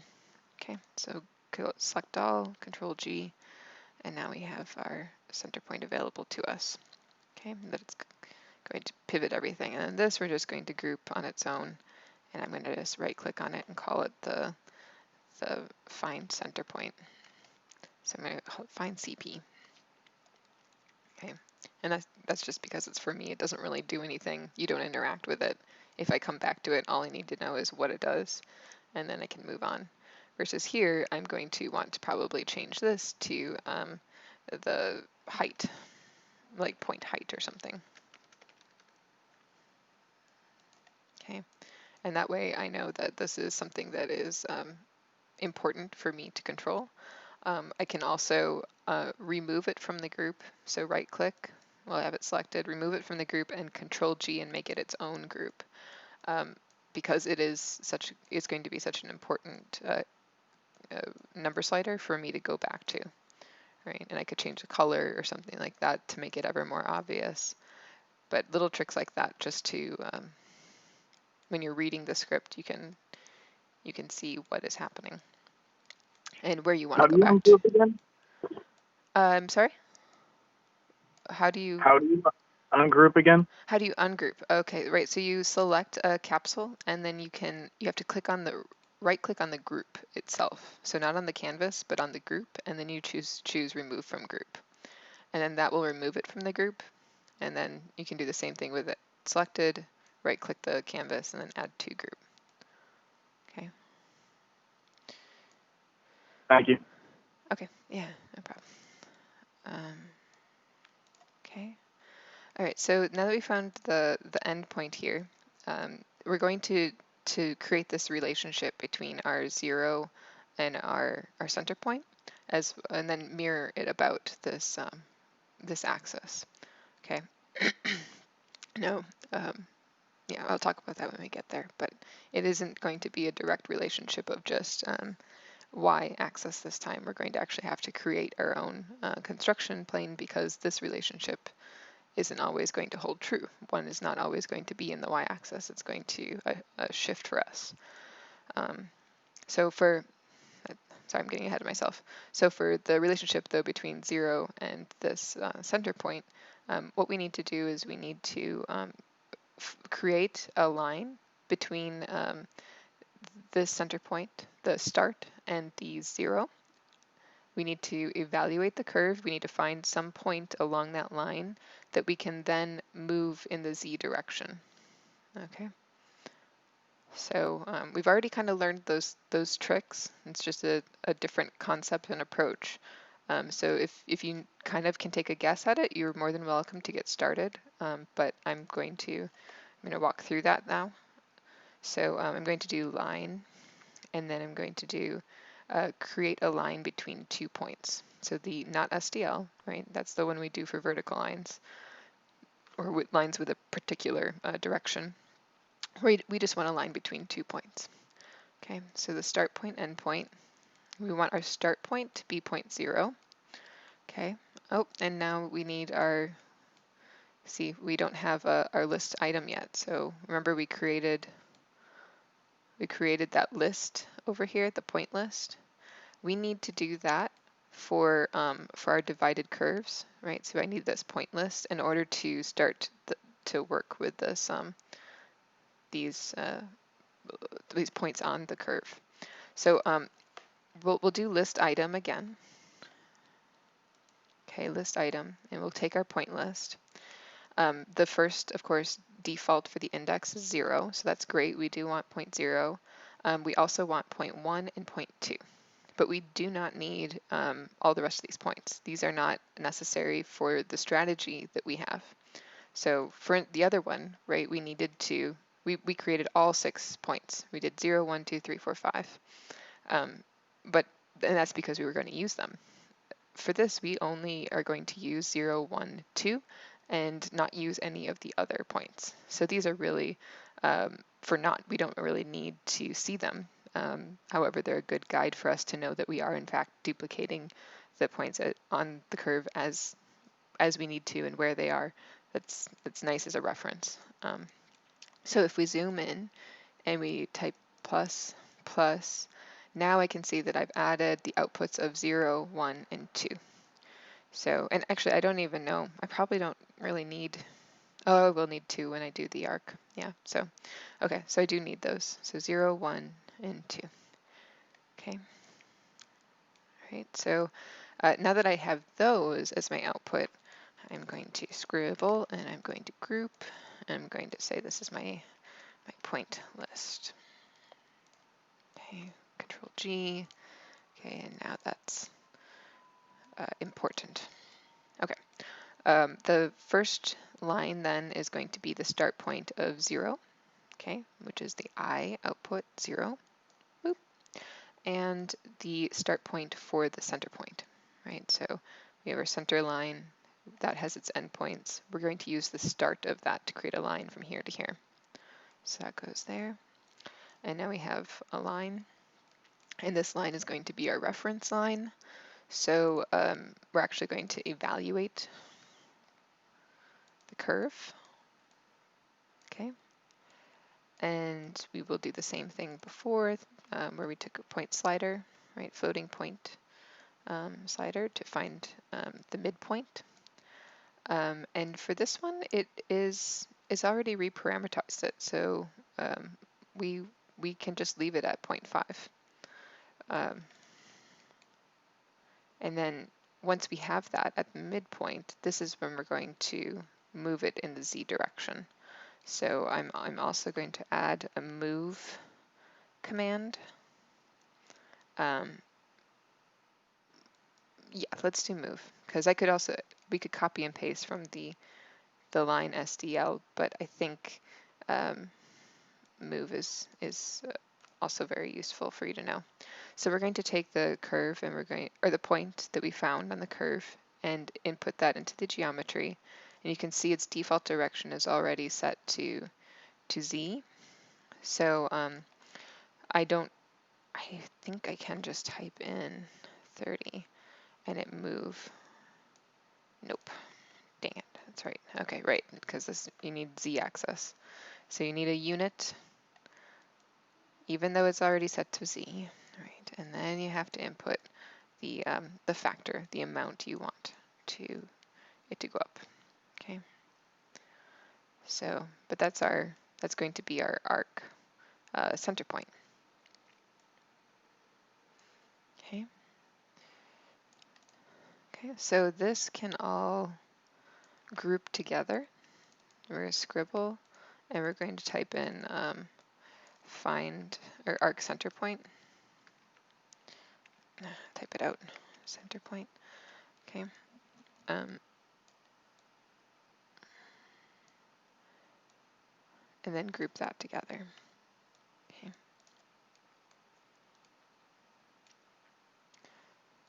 So now we have control over the height here and the height over here. And I think I'm going to take this out of the group as well. I'm going to remove it from the group and then Control G and make it that same color so that all those height controls are all kind of similar. And we're going to rename this to arc center point height. Okay. And that way I can find him and I know that this is the, I'm going to call it center point height.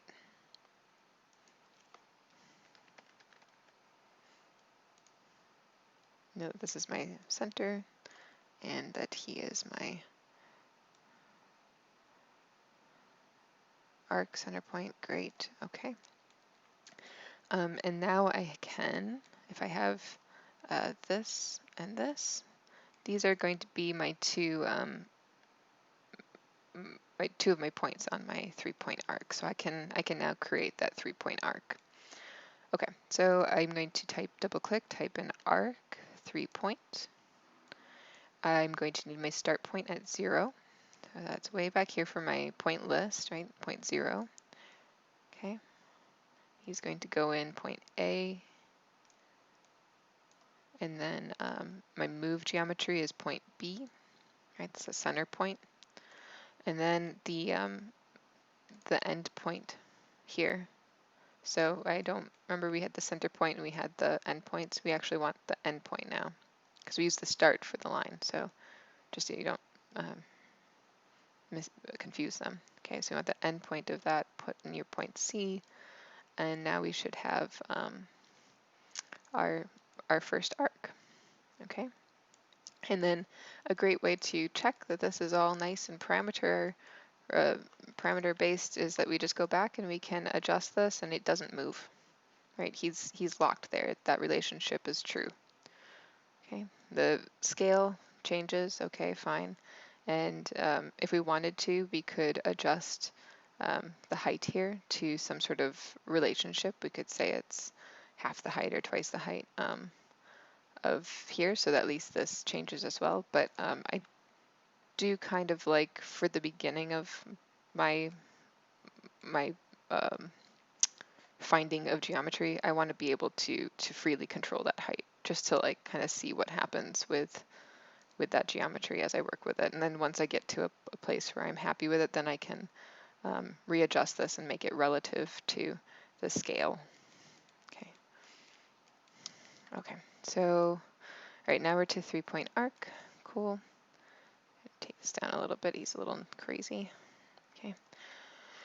All right, and then once we have that, we can we're going to want to mirror it, right? So we had said that this is always going to be our axis from the center point to 1, but that is not always necessarily going to fall on the y-axis as it is here. Okay, so what we need to do is we actually need to construct a plane. So I used a construct plane to create my mirror plane. And that is just making a plane in space based on a certain vector or a certain axis a certain vector that creates an axis. Okay, so I'm going to double click. I'm going to type construct plane. Construct plane. Okay. And that is going to be what we're going to use for our mirror. Okay, so we also need a mirror on here because that is going to be the ultimate goal. Okay, so we have our plane and we have our geometry, which is our arc. Okay, but notice the mirror plane is set up so that it is mirroring about this XY plane, right? It's mirroring it about this axis, whereas we want to change that axis so that it is, in fact, one of the axes are here. Okay, so the origin is fine. The origin is at 0, 0, 0, so we can leave that, but we do need to change where the x and y axes are. So to do that, we're going to create a 2-point vector. Okay, vector 2 point. And that vector is going to be between the center point and point 1, right? Because that's the mirror plane that we always want to hold true. Wherever 1 is in space about the center point, that's where the mirror plane is going to be. Okay, so the center point for A is going to be this back and point list. Okay, so that 0 goes into point A.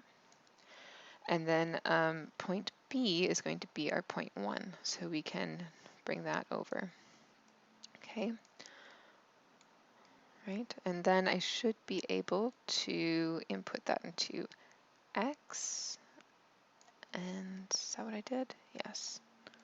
Oh no, I input into Y. I lied. I did Y, and then I did my Z plane, right? Okay. Right. So he goes into Y, and then I had a Z vector.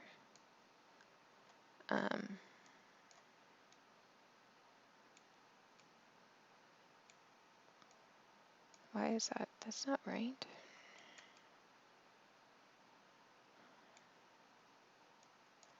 Point A, 0. Oh, duh. I didn't realize. I am such a goof. So this 2-point vector, notice what I did. I did point A as point 0, and then point 1 as my second point input. So what I just created was a line here, a vector this way, between 0 and 1, versus what I wanted to do, which was a center point here and 1. Duh. Okay, so my point A is wrong. I should input my center point endpoints and choose the start point, because that's the center point that is the polygon that is what it's going to work. There we go. Okay. Okay. So I probably just lost a few folks. I am sorry. That was me being doofusy. Okay, so construct plane, you needed the 2-point vector, and what I did was I input the wrong A point. So I had input point 0, which is here, and I wanted to input the original center point that we had extracted using our polygon center. So I wanted our start point, which is here, instead for point A. Okay, and the point B is still point 1, so that is true. We want that to be for point B, and then that creates a vector between here and here that acts as our mirror plane, and then to orient this so that it is working in, so this is the x-axis. We needed the y-axis to now be, oh sorry, for x-axis to be z, we need the y-axis to be the 2-point vector. But I think you could probably do it either way. Yeah, you can. It doesn't matter. Both of them will create a plane. It's probably going to be flipped, but that's fine. It's still going to create a plane to mirror it about. So that makes sense? I feel like I just bumbled through that by making that error. Did anybody have any questions?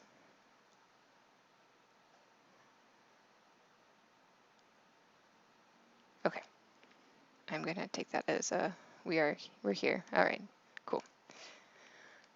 All right, sorry. All right, so we have our mirror and we have our arc, and now those two are going to be our goal outputs, right? We always want to have those as our outputs. So I'm going to group that and do the blob, right? The great blob, and just so I know that those are important. Same thing with this group blob, right click, color, color. Important. We care about those. Maybe name it arc 1 for lack of a better name, and arc 2. Okay. And then I'm just going to give this a name for scribble. We're going to call this construct plane. Group those. Okay. And now we have those two, and then we just have the last little arc to do to create, to find the curves for our surface, our edge surface. And now we can go back to and kind of play with our script and make sure that it's working properly. It's always a good idea to kind of go back and make sure that the intent is still there. So we wanted these relationships to always be true, and notice as we play with this, it updates the mirror, the plane for that curve. So, and that's because that vector that we created from 0 to 1 is always going to hold true, right? 1 is always going to be the midpoint because we've already established that this multiplication, this divide curve, is going to be going to create that midpoint. Okay, so all right, we pull that back so it's a little clearer for us. Okay. Right, so the next thing we're going to need to do then is we're going to need some Z movement here for this point, right? We need to get him up in the air so we can create that last arc, the edge arc. We can copy and paste this line SDL, how we found the vertical, or we can copy and paste the move point, right? This Z move point. We can take these and copy and just input this new geometry. So whichever one you want to do, you're more than welcome to. This one will give you some line to gauge, and the other one just moves it magically as a duplicate point in space. Okay, so I'm just going to copy and paste this one because I like that it's all set apart and stuff for me. So copy, paste, bring him over. Let's see, we'll bring him down here so that we have the point list can enter, and then the output will be down there. Okay, so I have my copy, paste, and I'm going to call this my edge point, I guess, edge center point.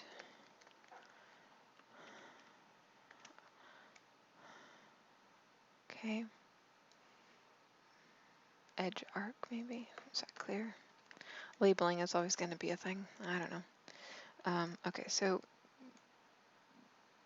we're going to take point 1 and input it there in order to get our line to move to this space. So we're going to go to our point list, go to 1, have that output here, okay, as our start, and we should get the line to move this way in space. Could probably bring that down for now. Okay. And then once we have that, we have our output as start end. So we want the end point, and we'll create our final 3-point arc between 0, the 1 end point, and 2. Okay. So arc 3-point. 0 is here. And 2, right? We want point 2 here. And then this end point for the arc end center point. There we go. Okay. And there we go. We can group that and blob it. Color. No. I'm doing all red. Okay. And then we'll just call this edge arc or something. All right.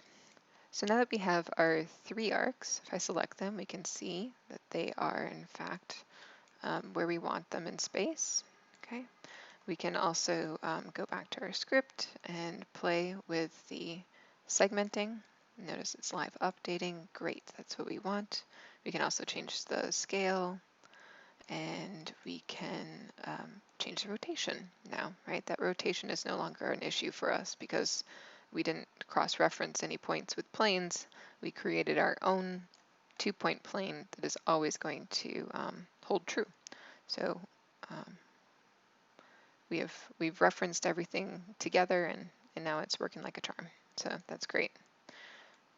All right, so then the last thing we need to do then, not last, but the next thing is to do an edge surface like we did before. And we can input the geometry.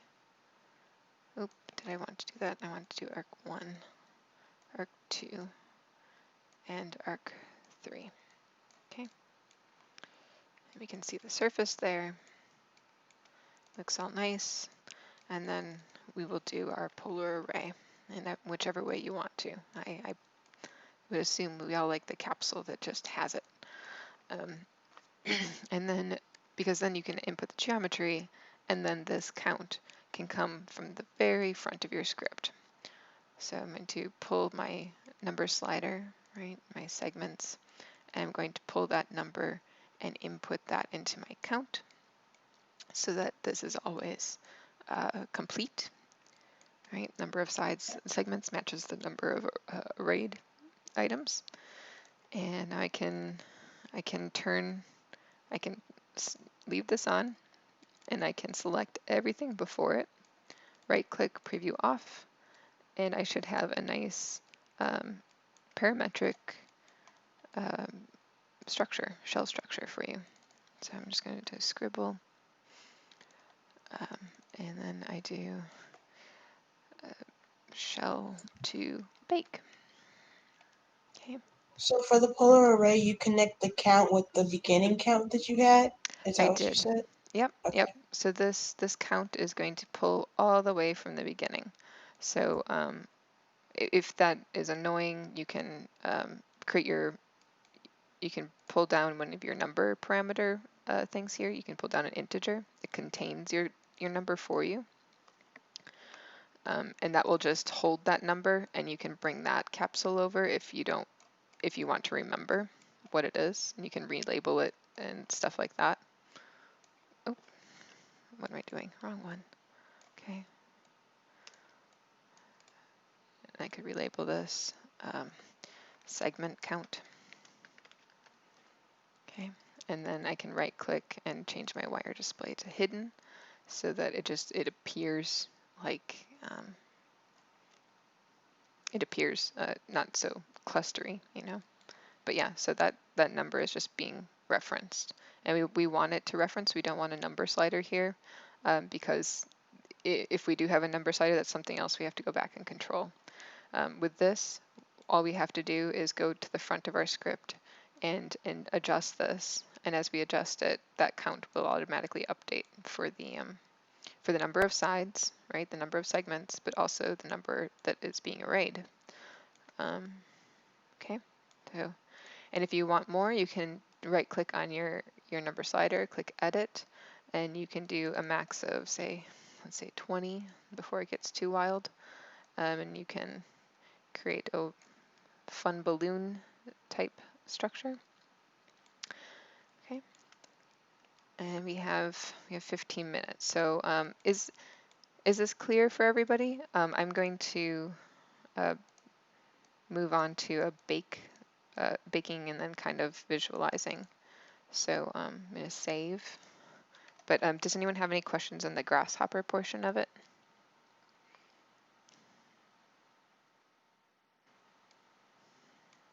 No? Okay. You can just playing. You can play with your height. Go a little wild. Someone had a question in the chat. Oh, thank you.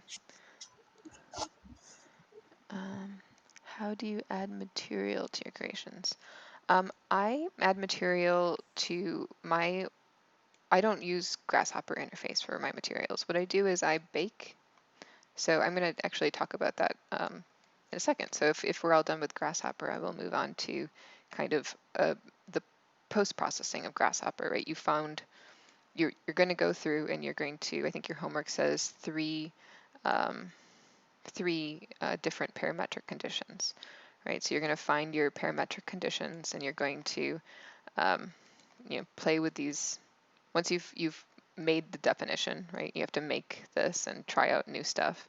But once you do that, you can go through and start to find your structure, like find your forms, and you find 3 different forms. So it can be, you can change whatever you want to change. You can change the scale. You can change the radius if that is interesting to you, center point heights. Just go through and play with what your script does. And if you don't like what it does, so if you say did this first, right, the original script, and it didn't, you wanted to be able to change however many sides were there, right? You didn't want just to be stuck to a triangle. You wanted to be able to do something like this where you can have 16 segments. Well, then, once you've modeled it and you figure out that that's a problem for you, you should solve it. So that's kind of the idea, right? Like these exercises are meant for you to find your own problems and solve them, so that you learn in that process of problem solving what works and what doesn't, how you should be setting up your script from the start. And once you do it, 100 times, then you'll have a much better idea of how to approach the parametric problem or structure, whatever you want to model better. So I'm going to bake this. Okay, so I'm going to go in and I'm going to say shell to bake. I'm going to click, select it, right click on the output, and then I choose bake.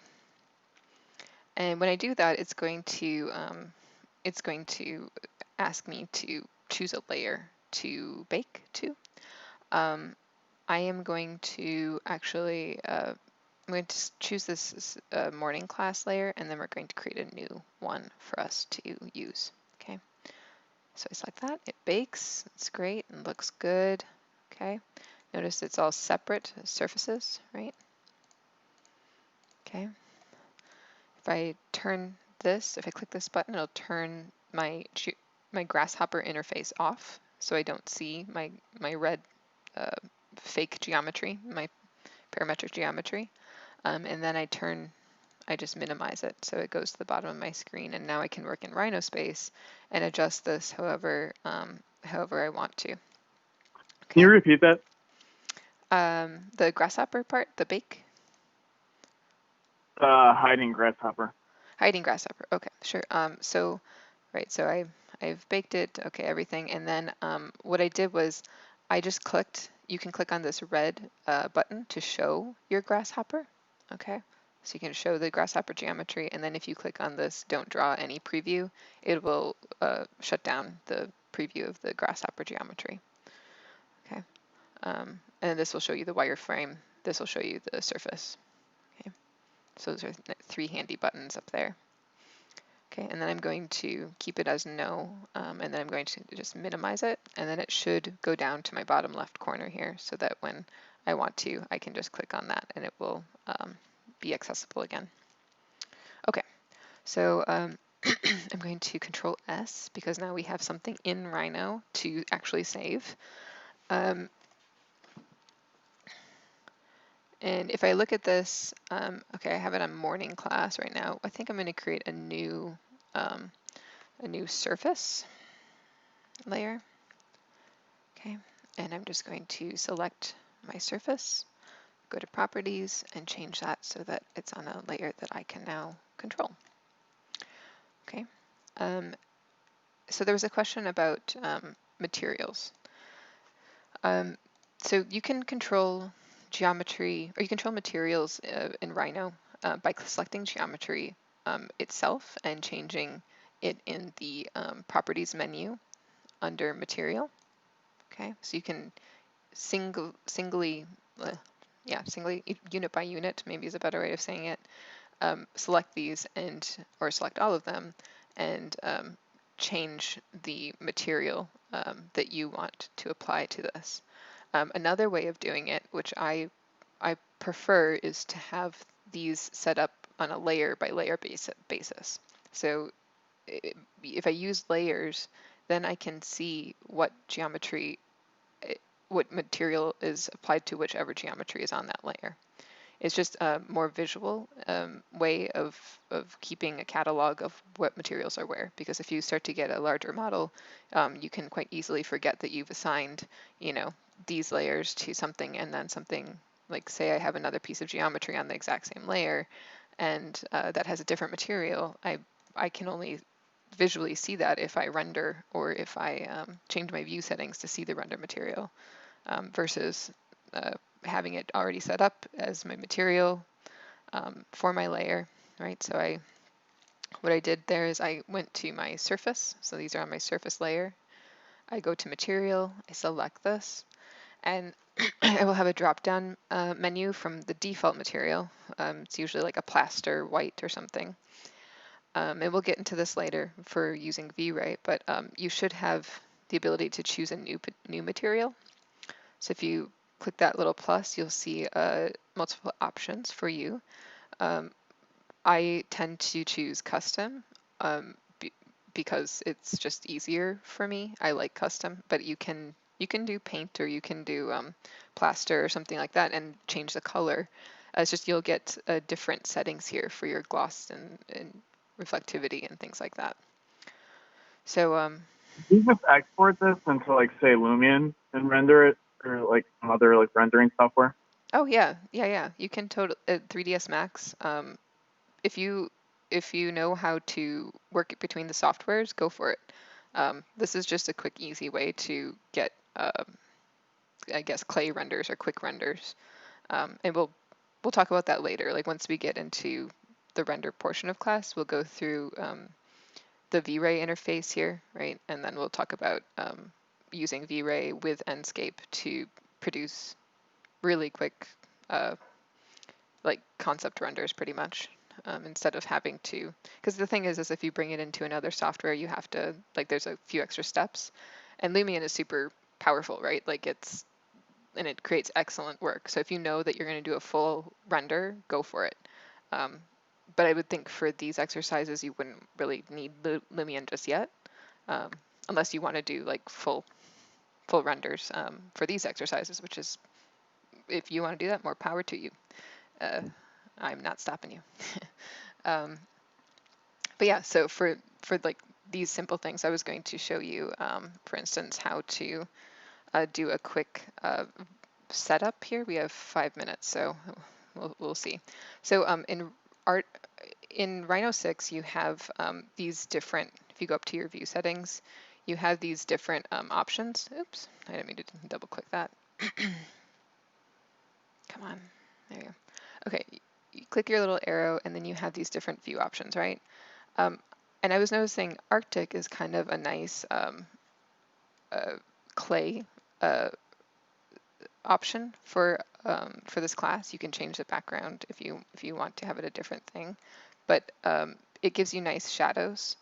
And if you turn off the ISO curves, so if I go to Tools and Options, and I have my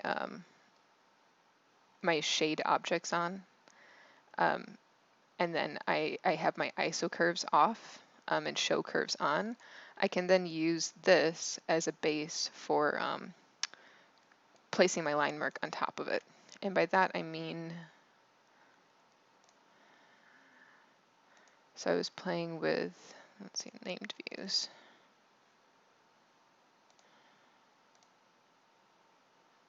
I think I have these off, right? Okay.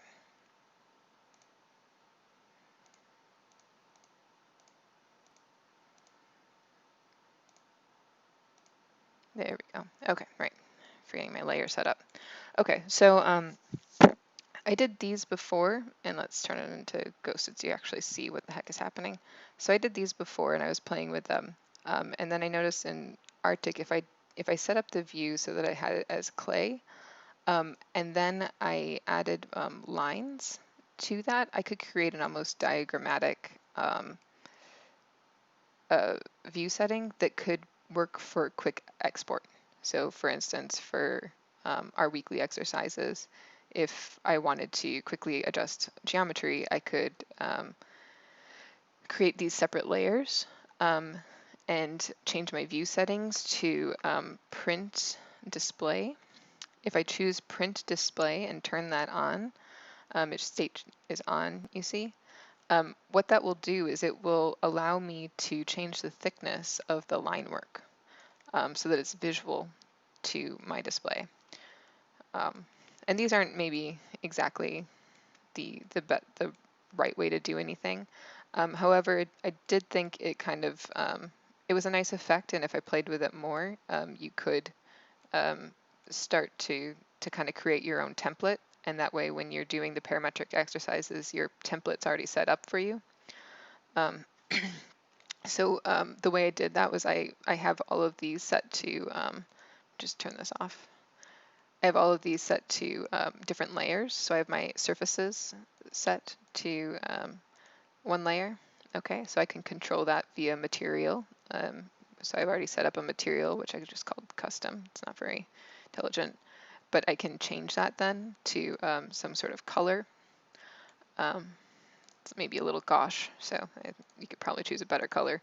But for the example purposes, you can see that you can use that to control your your colors. You can also then add your thick lines.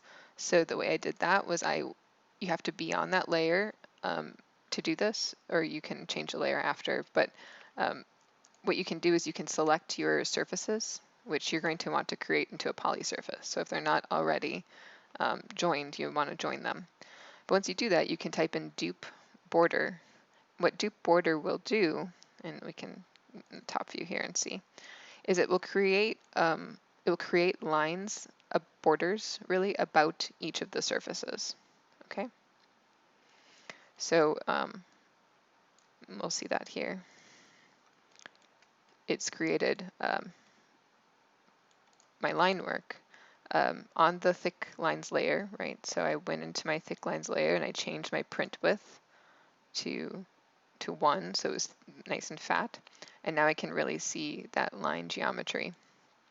But notice then I went and I did another layer and I changed these interior lines to dashed lines. So I just created a new layer.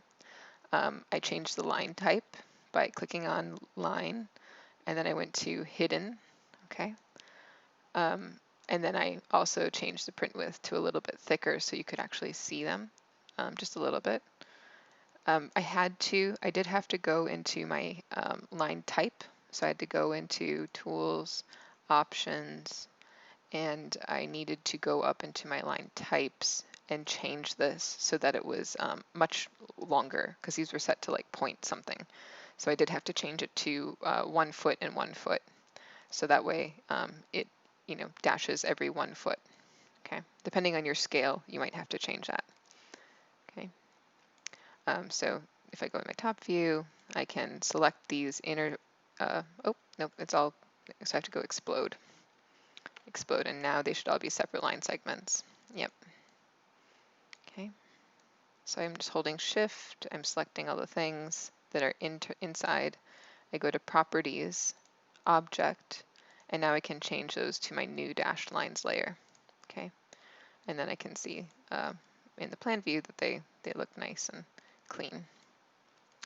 And the nice thing about using your view display settings is that if you are in plan view, you can go in here and you can just change it to Arctic, and those settings are already there for you. Or whatever view setting you set up, you can create your own view display if you want to. But it's just nice for exporting the same line type and weight and shading very quickly, and so. And then the other thing I wanted to talk about, I know I'm going a couple minutes over, so sorry. The last thing I wanted to talk about was named views.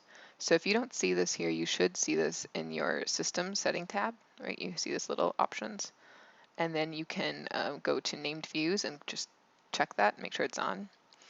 The nice thing about named views is that you can go back to the exact same view every single time. Okay, so what I I found a view, right? I zoomed around and I set up my camera and I really liked it where I'm viewing from. Then I went to save and I just typed in whatever view I wanted to keep. And that way, when I'm moving around again and looking at my geometry and making sure it's all pretty and cohesive, I can then go back to that and it will keep all the same camera settings. And you can use that in both. I had perspective, okay, set up, right? And then I also had parallel set up. So I'm going to turn, this is a little distracting. So I'm just going to turn that, delete that. Okay, so I had parallel set up. And parallel is going to run at an isometric form, right? Perspective is going to give us perspective. So that's nice and self-explanatory, right? Well, perspective is what we see in, right? But parallel is quite often what we draft in because things are the spatial relationships stay the same. So let's see, we're going to do, I had my parallel lines, there we go. So you can see that here. If I have my perspective on, you can see how this line is going back into some sort of vanishing point. Right? This is kind of a review of your probably first ever graphics class or geometry class, right? Perspective versus parallel. But it is important to know which view you're working in. So you can check right by knowing that there's a vanishing point with those what are parallel lines, right? If we go in this, we can see that they are in fact parallel. But in perspective view, they're going to be going to some vanishing point. And then in parallel view, they are going to stay parallel, right? So it's the same thing. We can see it even better here if I do a front view, right? You can see that these are going back to some vanishing point in space. And parallel view, you have these as locked in space. So it's up to you how you set up your views, but just know that you have those tools available to you within Rhino itself to kind of speed up your exports and your process. Remember that if you find a view you like and you want to export it and use it on your InDesign file, you can just do view capture to file. And what that will do is it will take a JPEG or whatever you pick as your output and create that for you so that you can then place that in one of your files. You can change it to the transparent background or leave it as white. I like transparent, of course, because it is, cleaner, right? And I can just place it and you don't have to worry about it overlapping things. You can also change your settings if you want it custom. This is your resolution, so how big and detailed you want it. Typically for our stuff, the viewport is probably fine. For larger renders though, you would want to go for a larger number and know that if you have a lot of complex geometry happening, something like this could take a little bit longer, and especially for render, if you actually render, could take much longer. You can change the scale here as well, and then just click OK, and you should get a prompt for saving. Okay, so we're going to go to here, and then we're going to go to our second class, and we're going to go, just going to leave it here. Okay, so JPEG I think will probably make a white background, but if you do PNG, that should leave it as the transparent background. Okay, export and then done. I can take that file and go into InDesign and write my name and whatever else I need to put on it. Okay, so I went a few minutes over, I'm sorry, but I hope that that was helpful for your next class. So if you have questions on your assignment, just hang on and we'll talk through it. I think I remember, Priscilla, you had a question, and then there was another student as well. So. Yeah. So I think I can pull it up. Let me save. Okay. If everybody else, if you have classes to run off to or other things, you're welcome to leave. You're also welcome to stay if you want to see what other issues other students had. Okay.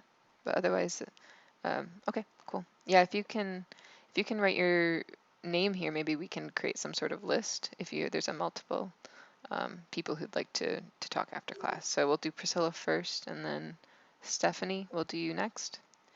Okay. All right. Yeah. Thanks, guys, for a good week. I hope that this was helpful for you.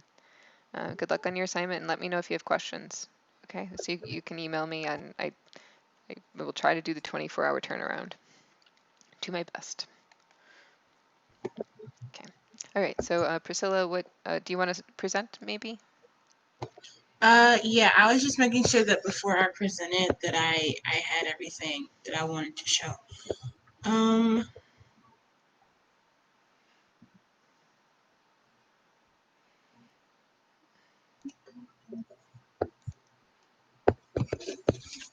I don't know if you can see it. It's coming up. Yes. All right. Okay. So I don't think I labeled stuff. I just labeled like what I was trying to do. No,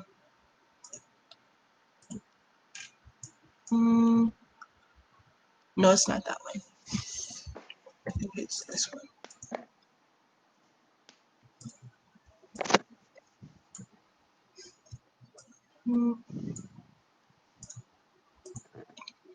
And then I'll turn the rest of this off so we're not confused. Okay. So this is what Peluso he had done in one of his videos.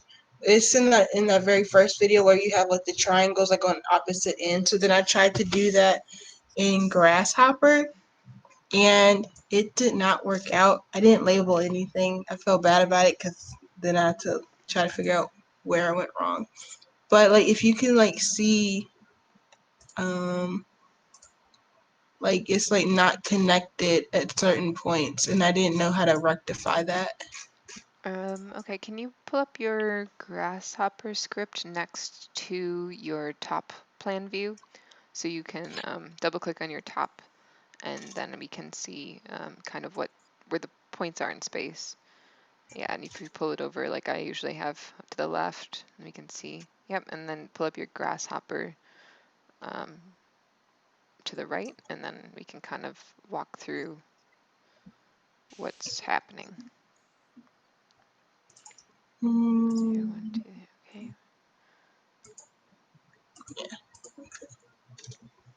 I don't see your Grasshopper script. Oh, you don't see it? Mm-mm. Oh, okay, hold Is it on. maybe are you Well, sharing a window or are you sharing your entire screen? Because I've noticed I that. was sharing a window, so let Okay. me share everything then. Mm,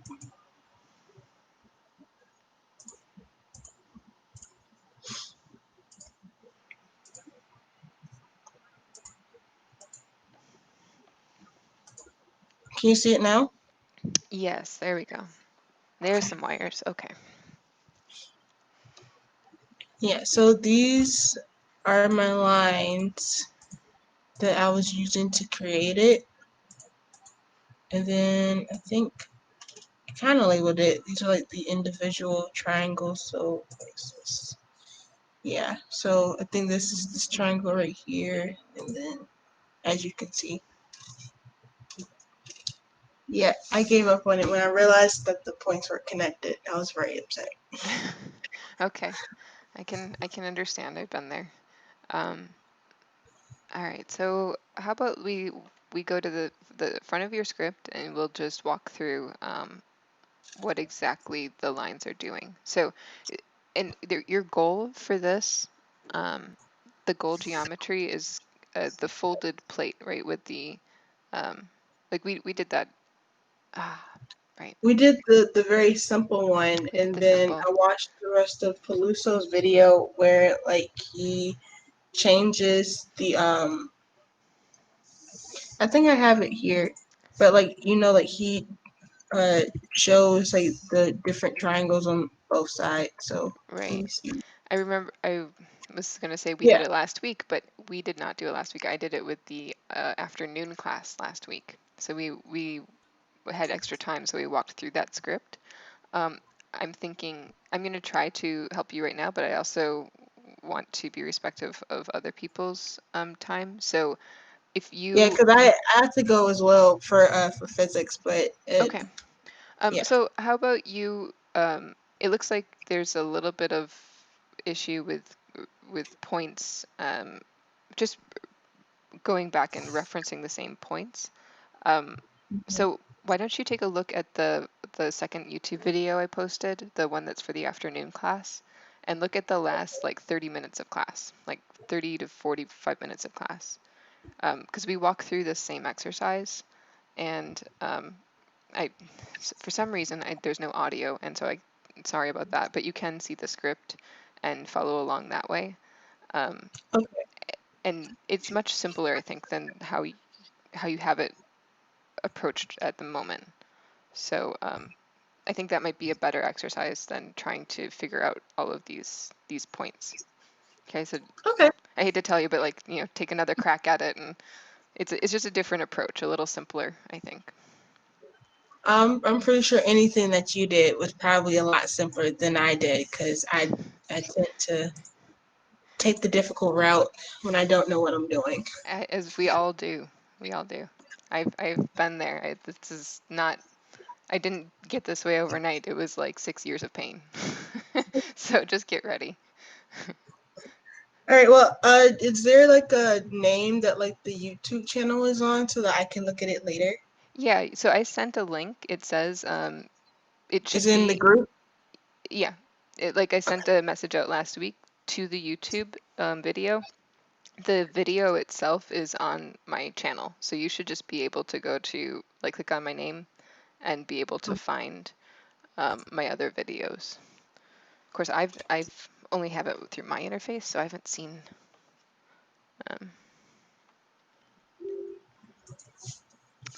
Well, Okay. okay. Well, I'll take a look at it, and thank you Okay. for humoring me. Okay. Yeah. No.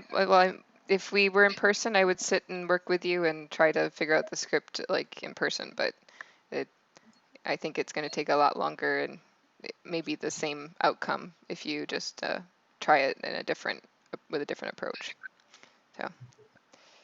Okay. Well, Okay. again, thank you, and I'll get ready for my next class. All right. Have fun in physics. Bye. Thank you. Okay. Bye. Bye. Okay.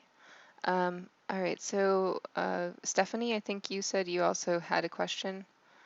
If you, Yes, I did. I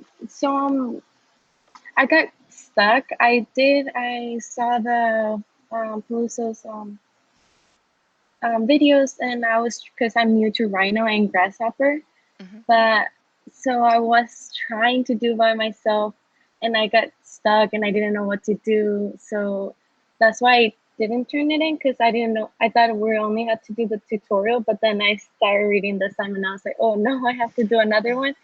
So Okay. I tried, but it wasn't working out for me. So I don't know if you were able to help me a little bit and guide me to the right direction, how to Sure. make the model. And I know it's really hard right now because of we can't be in person meetings, so I not be able Yeah, to be there with you. right, but I can at least take a look at your script and see where exactly, like what's tripping you up and try to help that way. Okay. We might not get it figured out together, but I can at least give you some guidance as to how to approach it. So if you can share your screen, Does it say 2% now? That's how to share the screen? you should be able to do present now, yeah. And then when you Okay. choose that, you can choose entire screen, and that way it's not just, because I think that's the problem that Priscilla had, was that it was just the window, and so she was locked in Rhino space. I couldn't see her grasshopper. Okay.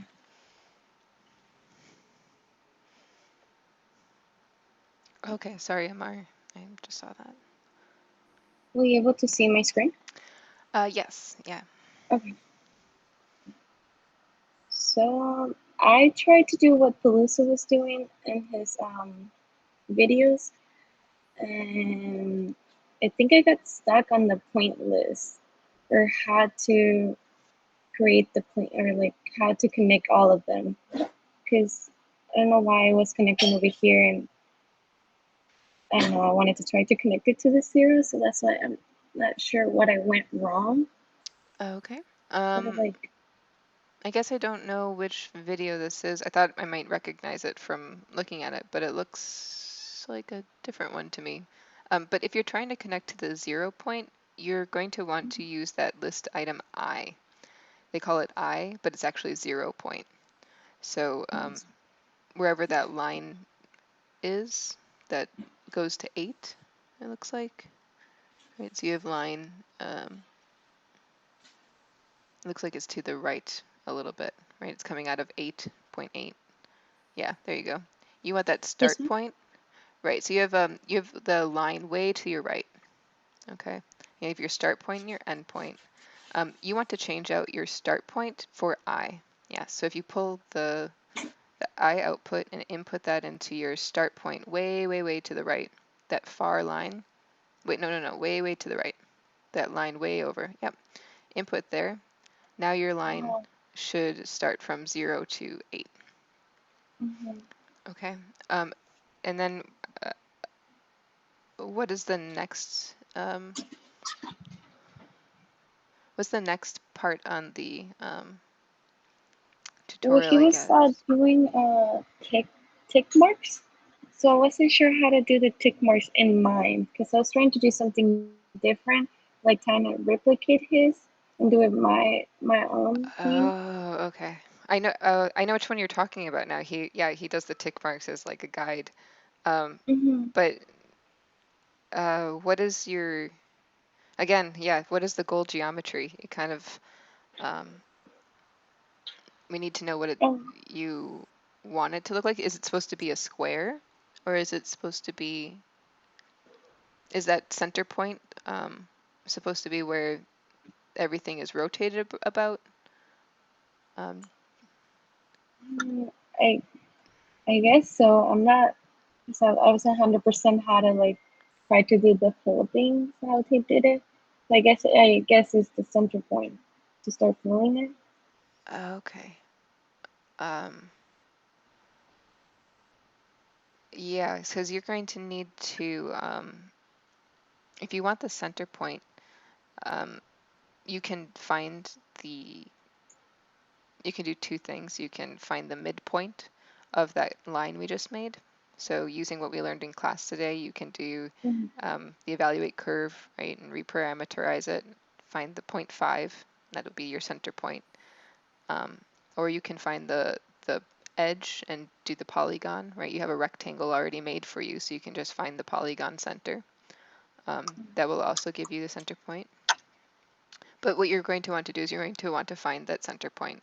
Give it a vertical line, like we did in class, the SDL line, and then from there you should be able to you're going to want to, your approach is going to want to be, you want to find and create a unit. Okay, so notice when we built up our polar array, if that's what you're planning on doing, arraying, and it looks like 4 quadrants, right? 1, 2, 3, 4, about the square. Is that right? I don't know what you actually want to do. I'm taking a guess. um, Um, honestly, I guess I'm just trying to figure out how to work out this. So I okay. didn't know how to like try to create it, but yeah, like if, I guess I will try to do that. Um, okay. So I think, I mean, it's good that you're using Peluso's videos. I would I would suggest first follow his geometry exactly. Follow step by step and make sure you're clear on what he's doing and why and what it does for you. Um, and once you've completed his video to like step by step and you have exactly what he modeled, then go back, uh, play with the parameters, make sure you understand what those parameters are doing, and then try to model something on your own. And when you model something on your own, you should have a very, like pick a very clear geometry. So that's what those readings are kind of useful for, is that if you pick a geometry in there, you can try to draw it out by hand um, to see where the lines are in 3D space and where you need to create them then in grasshopper space, right? So that in itself is an exercise.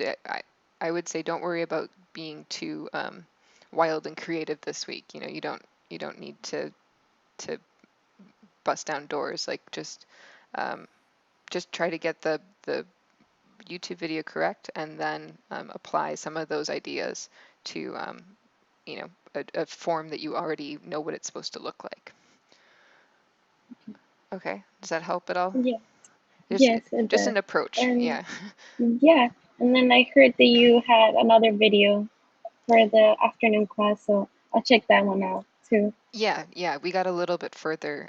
I kind of sped through the syllabus a little bit quicker, so we had extra time, and we got to the from the folded plate, we got to the folded plate with the triangle, the diagonal, exactly what Priscilla was trying to do actually. So it should be good for her. But yeah, I hope that helps. So Yes, so is that fine if I turn it in at midnight today? yeah, that's fine. I will. In fact, I'll look at it tomorrow morning. So you know, by midnight I would like it just because it's fair to everybody else who's been so Yes. timely. Yeah. But Yeah, I I know you understand. run into snags, and then the only time you get to talk to me is today, really. So Yeah. yeah, you go for it, and then send me a message if you have any other snags today. Okay. I have class in the Okay. afternoon, but I can try to respond. Okay. Okay, sounds good. Thank you very much for your help. Okay. All right. Good luck. Thank you. Have a good day. You too. Bye bye. Okay, and then Sean, you look like you're next. Hi. Hi, how are you? I followed that one video that you posted from Luso, I think his name is. Yeah, Uh, Professor Peluso, yeah. yeah. Sorry, I'm a transfer student, so I don't know like any of this stuff. Oh, okay, all right, yeah. Well, he's been doing that for about a decade, and he was my professor, so I just take it for granted that he has tons of tutorials and stuff. So you say you watched a Peluso video? I'm like, yeah, of course. But which one did you watch then? Was it the one we posted in class, or? Yeah, I think it was the one you posted in class. You had it was like the first one was like the one we did in Rhino, and then the second video was really grasshopper. Okay. All right. So what questions did you have on it? And I just don't know how to make it into a surface. Like I did the whole lesson, and he didn't cover making it into a surface. Can I share my screen? yeah, go for it. You should be able to do present now, and then I would do your entire screen if you want to pull up Grasshopper.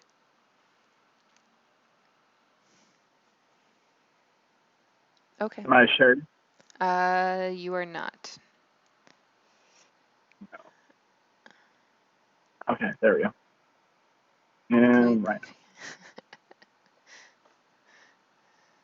You see it now? Yes. Yeah.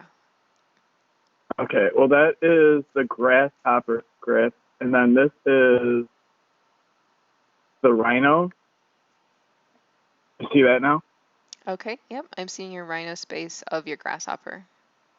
Okay, I just don't know how to make this or where to like plug in whatever you need to plug in to make it a surface area to extrude, I guess, right?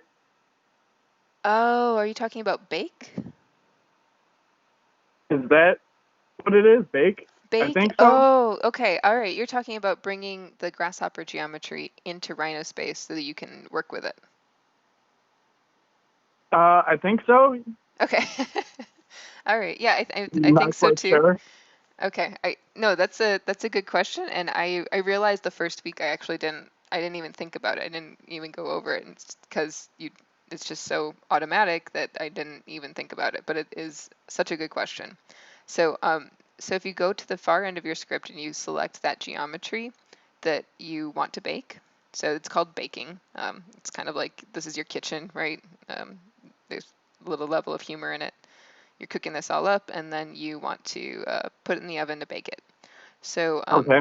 you right click on that output on the capsule, right click on the and you select bake. Very good. Yeah. And then once you do that, it'll give you a layer option. So you have pretty simple layers set up, so you can just click layer 1. It'll also give you the option to group. If you have, I'm just telling you this because if you have much more complex geometry and you have it layered over other things, you might want to group it so that it's easily selectable. But that's just, Yeah, I'm still trying to figure out the layers also. yeah. I get it. It's a lot. So for We right did now, Grasshopper at Harold Washington, but we didn't really go far into Grasshopper. It was like a 2-day lesson. oh, okay. So you know the interface, but maybe not all the. You're still getting kind of your bearings. Yeah. Okay. Okay, yeah, I think most of the students in the class also, like there's some I see that have a more advanced knowledge, and I think they've either learned that on their own or they had another studio or class that had them use Grasshopper. But I think for the most part, everybody is similar. They've opened it, they kind of know what it does, but they haven't had to use it yet. So you're fine. I'm just letting you. You're fine. um, this is Okay, this so looks this is great what actually. it looks like now. Hmm. And then I can export this, and it would be like an image. It wouldn't be like there wouldn't be lines or anything in it, or do I have to get rid of the lines? So, so if you don't want to see the green preview from Grasshopper, you actually have to open up Grasshopper again. So click on that double. Oh, I think I did it right. okay. Yep, there we are. All right. So if you look at that ribbon, right, it has the the save, and then there's the pencil, and you go the way to the far right, and you see these. This is the ribbon right above the canvas. Yeah, there you go. Nope, down. You see the pencil? No, this It's one. the pencil right above the canvas. So Got you it right have, here. yep. So if you go to the right, you'll see these cylinders, right? The Mhm. red cylinder means that you're visualizing the surfaces. The center cylinder, that wireframe one, shows that you're showing only the wires, the curves. And then that one that you have your arrow over turns off any preview. So you're not going to see the grasshopper geometry in the Rhino space. So if you click on that, Okay. now you can just toggle that off. Great. Minimize your grasshopper. There you go. Okay. And now you can see your surface geometry. And why don't you double click on your perspective and make that your large screen? Because there you go, maximize. And then once you find a view that you like, you can create your named view, and then type in view capture to file.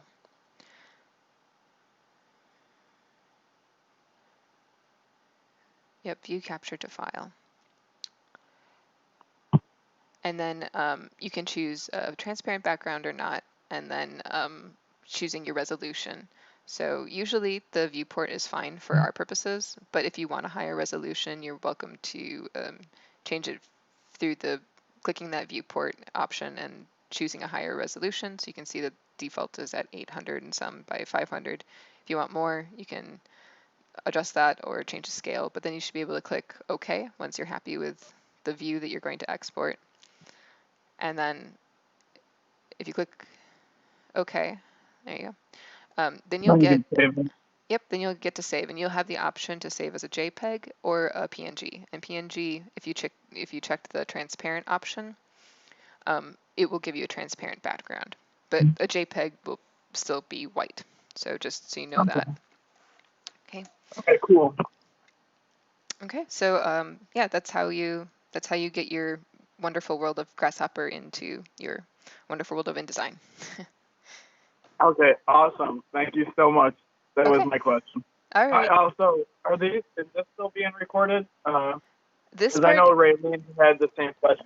yep. This I'm keeping that rolling up until we say peace, and then I will edit only out probably the 5-minute break that we had because that's not really interesting. But yeah, I will upload Okay. this to YouTube later today probably. It And this takes will a be on couple. YouTube? Yep, yeah. I have my channel. I'm just putting all of them up on there. So similar, Peluso also has a channel. So if you watch one of his YouTube videos, you should be able to click on his name and then see all of his other videos. So if you want to watch more of his, he has a lot more, and he's been like I said, he's been doing tutorials for 10 years. So he has tons and tons of stuff for you guys to go back and practice with. So, but yes, Okay, for our awesome. class, it's not going to be my channel. So Perfect. And then you just have those on, you put those onto the Blackboard, like the link on the Blackboard, or is it on Google? I am not using Blackboard at all. I figured since we were doing, like, if we're going to do one platform, we should just stay on it. So I'm just staying on Google, and I figure YouTube is like as wild as we're gonna get. So I will send a link out again to the YouTube channel, but you should just be able to, well, if you should be able to find it in the group messages I've sent. I sent last week's YouTube video out, and that if you go to there, you should be able to find my new YouTube video, I would think, under the, I think as I keep I uploading. didn't get that, or maybe I just didn't look hard enough. I thought Yeah. I'd looked through everything, but I didn't see it. There was a lot. I kind of felt bad. I sent out like 6 different things. I was like, I know you have tons of other classes, but there's a lot of information. So yeah, if you still have trouble, just send me an email and I'll send you the link. Okay. Awesome. Thank you so much. Okay. Cool. Yeah, no problem. And good luck with the assignment. Let me know if you have other questions. Awesome. Thank you. Okay. Yeah. Bye.